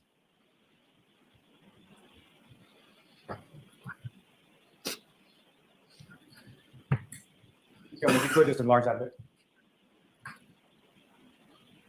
Did you recognize what's now up on the screen is what you have before you as exhibit 82? Yes. And if you could just describe to the jury sort of what we're looking at in this photograph. Who's the victim? Colin and my auntie Coco. And your auntie Coco is also Nicole Albert. Yeah. Yes, Nicole. And if I could direct your attention to the next exhibit for you, exhibit 83. And it's going to be good. And again, what's up on the screen is that what you have before you as exhibit 83? Yes. This is the same evening, is that correct? Correct. You know where in the house this photograph is taken? I believe they call it their library. Maybe it's the room in the back. And as far as what's contained in this photograph in reference to your friend Colin Albert, as far as his face, his arms, his hands, is that fair and accurate portrayal of what he looked like on February 11th? Yes. Thank you very much. Ms. Gilman, you can take it. Your Honor, may I approach one more time to Yes. retrieve? Thank you.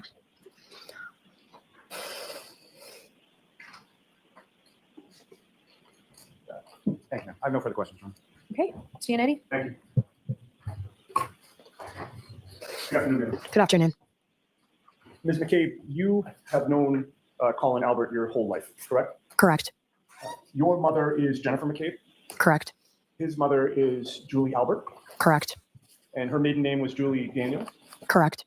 Your mother, Jennifer, grew up together with his mother, Julie, correct? Correct. You and Colin are extremely close, correct? Yes. In fact, you would consider Colin Albert to be one of your best friends in the world, correct? Yes, he's one of my best friends. Now, you claim that you took a screenshot of a text conversation that you had with Colin Albert on January 29th of 2022, correct? Correct. Those were the screenshots that were just shown to this jury this afternoon, correct? Correct. And you claim that the information on that screenshot actually existed on January 29th, correct? Correct. Did you tell your mother, Jennifer McCabe, that you had that text conversation with Colin Albert anytime after January 29th of 2022? Objection. Sustained. Did you give to your mother, Jennifer McCabe, a screenshot of that text message conversation? Objection. Sustained. It's fair to say that on January 29th, 30th, 31st, you did not turn over that screenshot to any law enforcement official, correct, of 2022? No, I was never asked. No investigator from this case ever asked you for copies or a copy of that screenshot of that text message conversation on January 29th, 30th, or 31st, correct? Correct. They also did not ask you for a copy of that screenshot through the whole month of February, correct? Correct. In fact, all of 2022, no investigator ever approached you to say, can I have a copy of that screenshot, correct? Correct. And in addition to that, you never called an investigator to say, hey, I have a copy of a screenshot of a text message conversation that I had with Colin Albert, correct? No, it wouldn't have been relevant at that time. Okay. I believe, because Colin was not at the house and wasn't introduced as being there until later. So your testimony today is that at no time in the year 2022 did you consider it relevant at all that you had this screenshot of this text conversation, correct? Correct. Leaving that screenshot aside, actually, before I leave that topic, you didn't turn over that screenshot of a text message until sometime during the summer of 2023, correct? Correct. About a year and a half or more after January 29th of 2022, correct? Yes, when I was asked. And by that time, the summer of 2023, you had already switched phones, correct? Yes, I believe. In other words, the iPhone that you had on January 29th of 2022, you no longer have possession of that physical phone, correct? Correct. You had a new iPhone, correct? Correct. And you say that you transferred over the data from the old phone to the new phone, correct? Correct. When did you take that screenshot that was displayed to the jury today? I don't remember. Was it before or after you got rid of your old phone?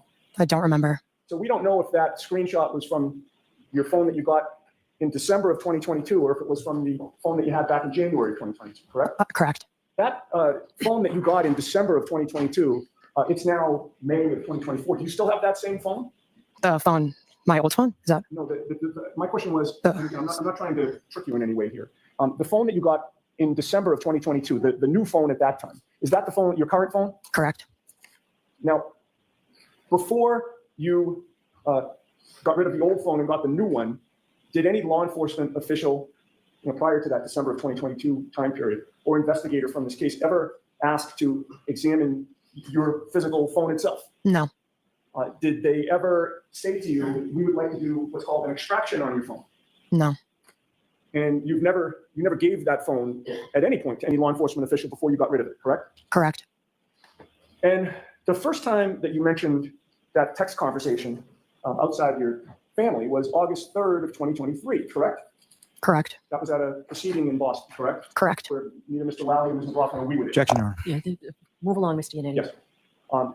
That proceeding in August of 2023 was less than a year ago, correct?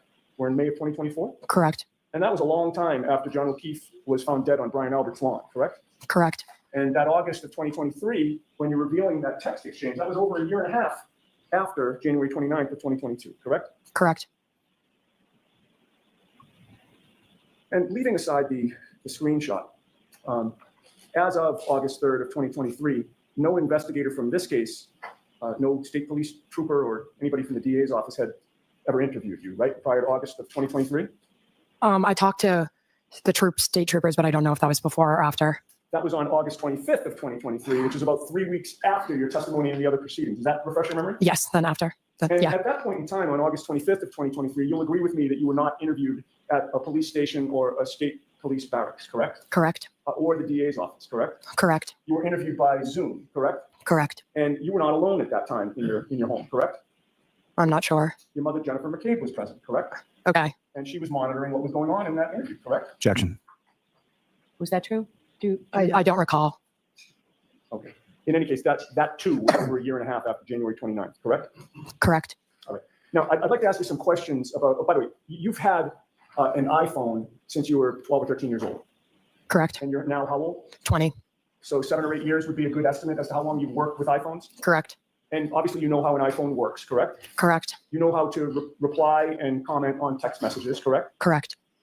And you know that there's a lot of tools open to you to comment on text messages, correct? Correct. You can reply to a text using an icon or an emoji, right? To like or dislike something that somebody else said. Correct. You can laugh at it. You can love it. You can like it, correct? Objection.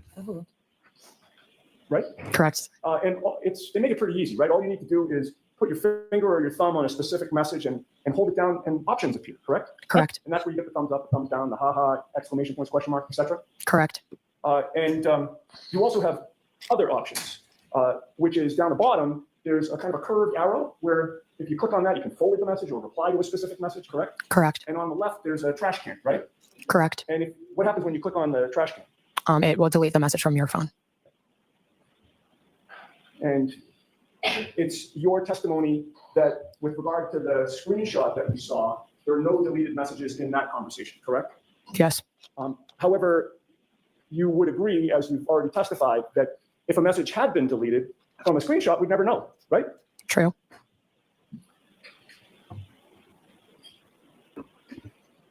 You're also familiar with the apps that are on iPhones, correct? Correct. You have a number of apps on your iPhone, right? Correct. There might be 12 or 15, I don't know, 12 or 15 maybe on your home screen, right? Correct. And if you swipe to the left, you get another new population of 12 or 15. Correct. Not bad for an old guy.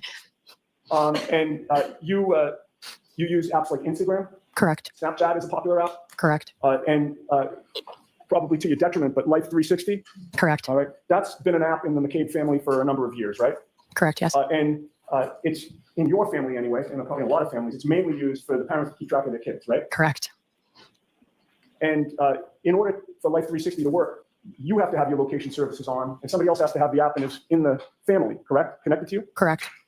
But Kevin, did you see the screenshots of those photos? It looks photoshopped as fuck. And with regard to, just going back to the messages for a minute, do you know the difference between an iMessage and a text message? Yes, I believe one's blue and one's green. The screenshots that we saw of your text conversation that you say that you had with Colin Albert, you were in blue, right? Correct. That means that Colin Albert also had an iPhone at the time, correct? Correct. Now, with regard to the timestamp on those messages, the conversation about I'm here, I believe it gave the time 12:10 a.m., correct? Correct. Are you aware how easy it is to change that time? No. Are you aware that all you need to do is go from settings to general, and then there's a date and time that you can alter? Objection. Are you aware of that? No, I didn't know that was a thing. You know that when you set up your iPhone, you have to choose a time zone, correct? Correct. And you always choose the New York time zone because that's where Boston is, right? Correct. Are you aware that if you go into settings, general, and then date and time, you can change the time zone to wherever you're going? I guess I didn't. Once I set my phone up, I have no reason to change the time. See? And in addition to changing the time zone, you literally can choose any time. She's not looking at the jury now. 1:45 a.m., 12:10 a.m. Oh, look at her getting upset. You know that? Do you know that? Did you know that? No. But if I'm not accusing you of this now, but if you had changed the time on that from a screenshot, we'd have no way of knowing, correct? I guess. Because what a screenshot ultimately becomes is like a photo, correct? Correct. It's not like you can edit it, right? I mean, the most that you can do is what we saw. There's no metadata photo that for was it. displayed, You're which is exactly right. crossing out with a magic marker Why it shouldn't somebody's have face been at a time, right? fucking That would be how added you got in the this alter, right? Correct. Now, For the judge to let that shit I in asked makes you me if sick. prior to getting rid of your old phone and getting the new one, if law enforcement ever asked you to, go through the phone themselves, and you had said no, right? Yes, they did not do that. And they never asked to do an extraction on the old phone, correct? No. What about the new phone that you now have that you got in December? Have the state police ever asked to do, have they ever asked to look through that phone? They look, no, I don't think so. You provided the screenshot that was shown to the jury today on August 25th. They when you talked didn't to the state police in this case, right, cooperate and make 2023? sure that Correct. that's what it And was on when your you phone. provided them that screenshot, did they say, hey, by the way, can I look at your phone to see if it's on there? Objection. I'll allow that. Did they say that to you? I don't remember. But in any case, you never physically showed them your phone, right? No. You don't recall clicking on that text message app, the green app with the kind of white speech bubble. You didn't click on that and then click on the Colin Albert conversation and say, here it is, did you? No. And in addition to not asking you to see your new phone, they also did not ask you to do an extraction of your new phone. Correct? Correct. And at some point Just in time, you wait. realize that Just you have wait. to be a witness in this. When it's really blowing up in her face, she brings up that she's being harassed online. Like the defendant has anything to do with that. Case, you have the unfortunate incident of having to talk to me, right? Objection. I'm going to see counsel at Time to just a get minute on this. stiffly.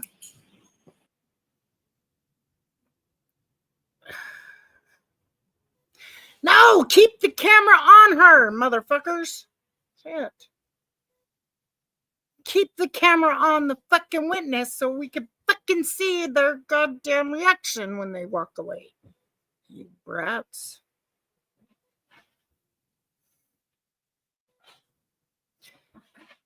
And you guys actually believe that the state police did your brother justice? Freaking bullshit. Letting fucking screenshots in and all this other dumb, stupid stuff. Jeez.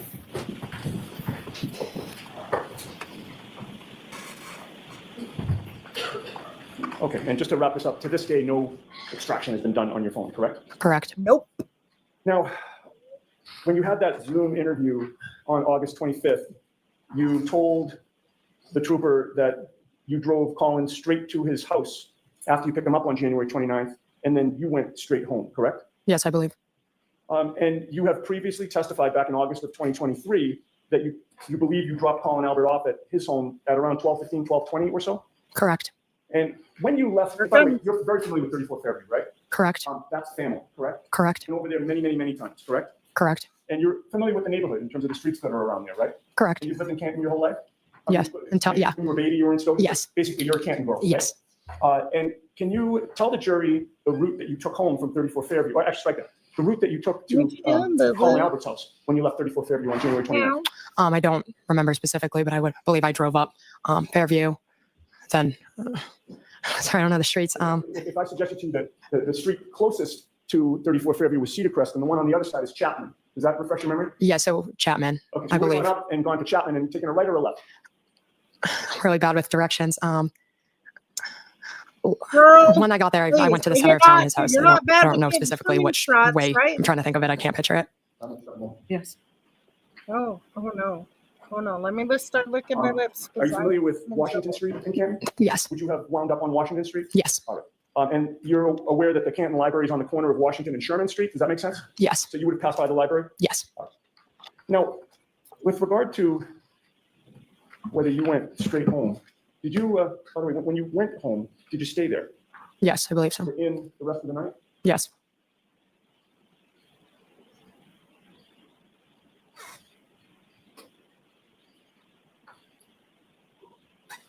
Okay, and what time do you say that you arrived at home? I'm not sure. Before around 12:30ish. And she knows enough about the Wi-Fi. With regard to she knows Life enough, 360, enough about the would you Wi-Fi. agree with me that if you go on that app and you're trying to figure out where somebody in your family is, there's and then let's say you want to know if somebody's home. There's like a circle that surrounds your home, correct? Yes. So once you enter that circle, you know that Life 360 gives an alert that said you arrived at home. Even though you're physically not walking in the door, you're within that circle, and that's the home circle, right? Yes. On January 29th of 2022, at 12:04 and 53 seconds, you arrived within that home circle, correct? Correct.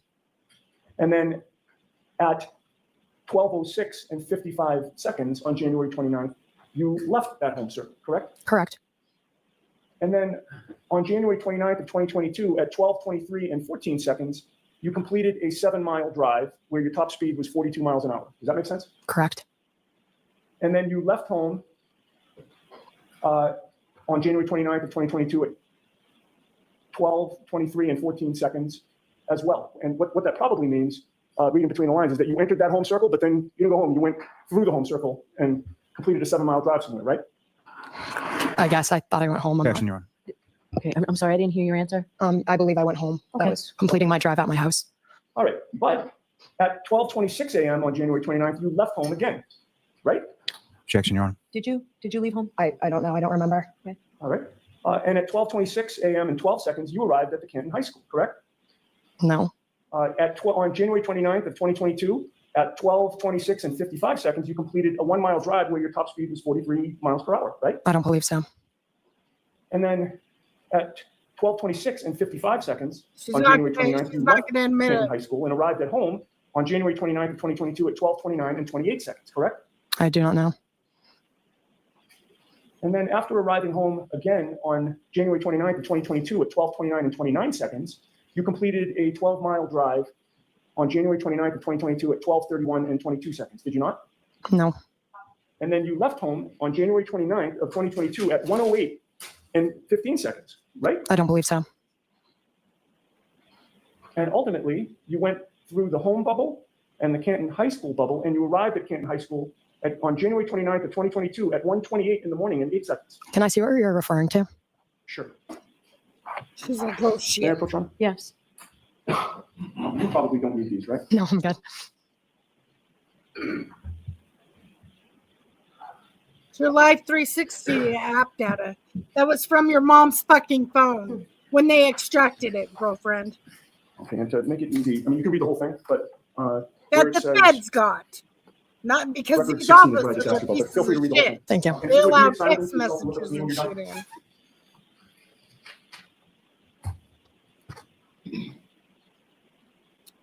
See, but watch. She says, I know that the Wi-Fi and the regular Oh, I'm sorry. Sorry. May I- data can Yes. be different on your phone. Did that help refresh your memory on where you were that night? No.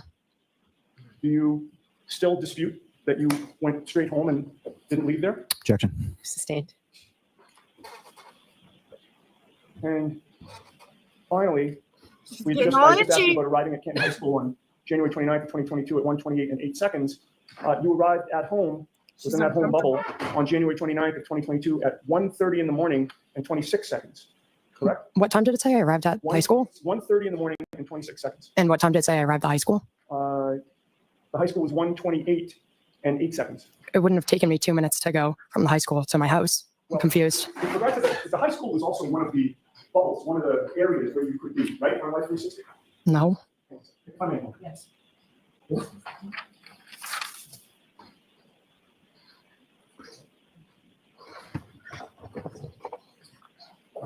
Okay. Did you say that on Life 360, the Canton High School is not one of the areas that you're tracked in? What do you mean? So, do you remember we were talking earlier about? Oh, like put in a location, like that was home, that was high school. Locations, like, if your mother's looking for you, where are you? Yes. Well, you're at D&E Pizza, you're at high school, you're at, home, right? I mean, those could be categories. Correct. You've agreed that home was one of the categories. Correct. And having reviewed that, the Canton High School is also one of the categories, correct? I believe so. And on January 29th of 2022, the last entry is that you completed a 12-mile drive on January 29th of 2022 at 1:32 in the morning and 23 seconds. And that's the end of the activity. Do you agree with me that that's when you finally stopped that night? I don't recall. I may have more. Yes. I don't recall. Just wait. She brings up the bullion. Just wait. Just wait. And somehow All right, Mr. Wiley. he opens the door.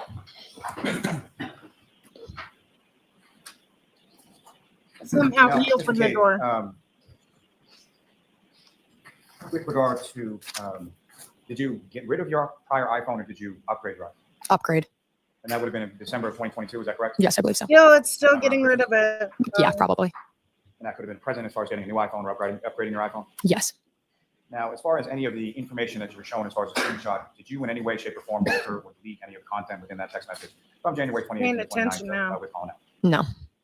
And with reference to changing times or time zones or anything on text messages Before Mr. Yannetti asked you any of those questions, were you aware of any of those things as things that you could do with your phone? No. With regard to Life 360, It's coming. what any Here it goes. knowledge do you have as far as the accuracy of sort of the timestamps that are contained within that app? Here it comes. Well, I'm not sure, but on the photo he showed me, it says like turn Wi-Fi on. So that like remind Allie to turn Wi-Fi on. So that could have affected the accuracy. And that was on literally See? every single one of the alerts that was on Girl, that page. come on. You Every know single more one. about phones than a Now, lot of Canton High School, do you know what street that's on? Washington Street, Daddy's a, I believe. Yeah. About An how IT far a person. ride is it from Canton High School to your house? 7-8 minutes, 10. I'm not sure. You were in the bubble, Canton High School at 1:28 in the morning. Could you have possibly been in the bubble of your home at 1:30 in the morning? No. Unless you were going 90 miles an hour in a snowstorm? No. Now, you were asked some questions what the heck? Did I pause it? about that time frame of August of 2023 when you were asked and you turned over sort of screenshots to troopers from the state police, correct? Correct. You were asked about previous times, indicating that you weren't asked and it wasn't relevant, correct? Correct. Now, you know why you were asked in August of 2023 versus any prior time period? Because Colin Albert wasn't in the house, and it was brought up here that he was. And brought up where? By the defense. And around that time of August 2023? I believe so. Yes. And with reference to relevancy, is that what you were talking about? Correct. And what, if anything else, are you close friends with Colin Albert? Is that correct? Correct. What, if anything else, has either your family or Colin Albert and his family undergone over the course of pendency of this case? Okay. No, the door's been open. I'm allowing it. Well, basically harassment. Harassment by See, that's bullshit. Bloggers, people I online. don't know how. I And, don't know what, if how anything, in the relation to fuck that opened the. His questioning didn't ask anything such that. Whoa. That is absolutely absurd. And are you getting in the garbage? You better not be getting in the garbage. That's absolutely absurd. And she gets to bring it in because supposedly he opened the door, which is a bunch of shit. Colin Albert being in the house has occurred as far as the harassment that you're talking about. Can you rephrase? With reference to what you were talking about as far as the relevancy of Colin Albert being in the house at that time, what, if any, harassment was there in relation to that and in relation to Colin? Well, No, go ahead. She can answer. Colin wasn't at the house, so he's being harassed he was not at the house when John was there, so I drove him home. So people are harassing him saying he was at the house when it's not true. When you speak about harassment, what specifically type of harassment? Are we Constant phone calls, emails, awful messages. I'll allow it. Focus on this witness, not Colin Albert at this point. As far as you and your family, what, if any, type of harassment have you received? People showing up at our house, people emailing my school. See, just like a lot of bullshit. harassment. Moment. And I feel for her because no one should be harassing her. I understand that. Like nobody should be taking anything upon themselves to do stuff. Like really, they shouldn't. I mean, I know some people live by the eye for an eye and tooth for a tooth stuff, but in all honesty, like who are we? Who are we? She's a young kid, and the one that's to blame is her mom. Okay, her mom's a meddling Nancy, and this whole case is brought because of her trying to cover for somebody. She can also blame, her uncle, and possibly, her uncle's friend, and possibly, her best friend that she says is her best friend. But this, and it shouldn't have been brought in. I feel sorry for her. I understand, your young girl, harassment. It's hard to block out the hate, and I understand that. But it's not warranted here because Karen didn't do that. She has no control what other people do, and it makes her look bad because of this.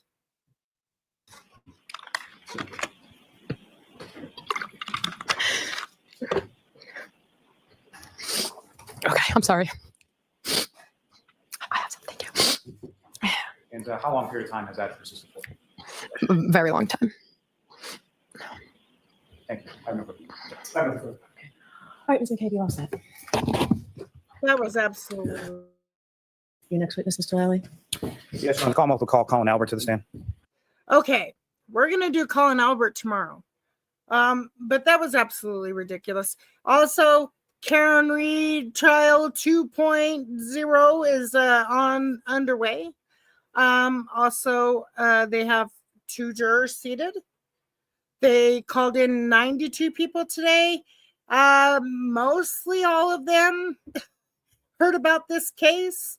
40 of them already rendered opinions. So they got 2 people on the jury. Jury selection tomorrow too.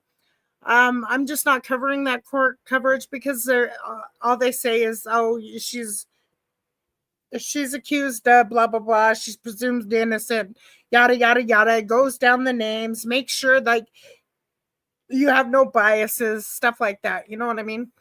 And then so they fill out questionnaires and then they do a sidebar the whole dang day. So I'm not covering that. I will let you know at the end of each day how many jurors they have. So they have 2. Congrats to them.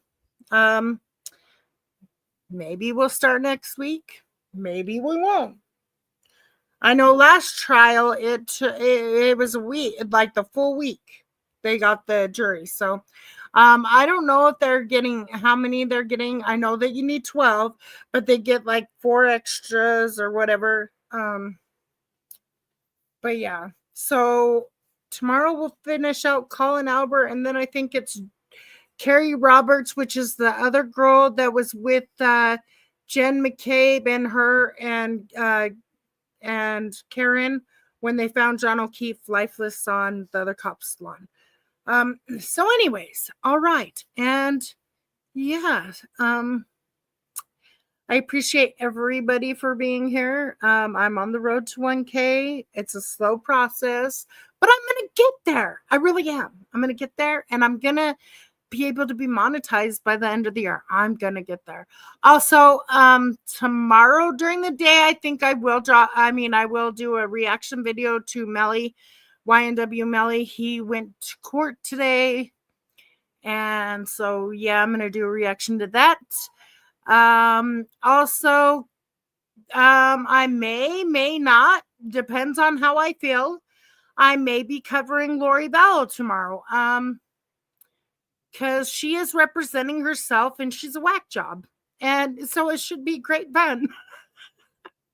And she's accused of conspiracy to commit murder, had her brother supposedly, unalive her ex-husband and claim it was self-defense, that type of stuff.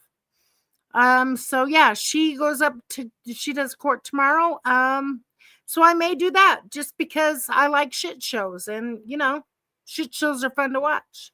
I mean, it's also nice to watch a smooth running trial too. But sometimes, you got to laugh at, the shit shows. So that's what I'm going to do. But as I end it every night, but those that you love and care about know that you love and care about them, because tomorrow is never promised. Everybody stay blessed, and I will see you freaking on the next one. And please like, share, comment, subscribe, all that good stuff, because I'm like the best kept secret. Just kidding.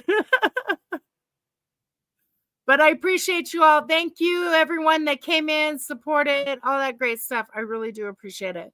Stay blessed. Bye.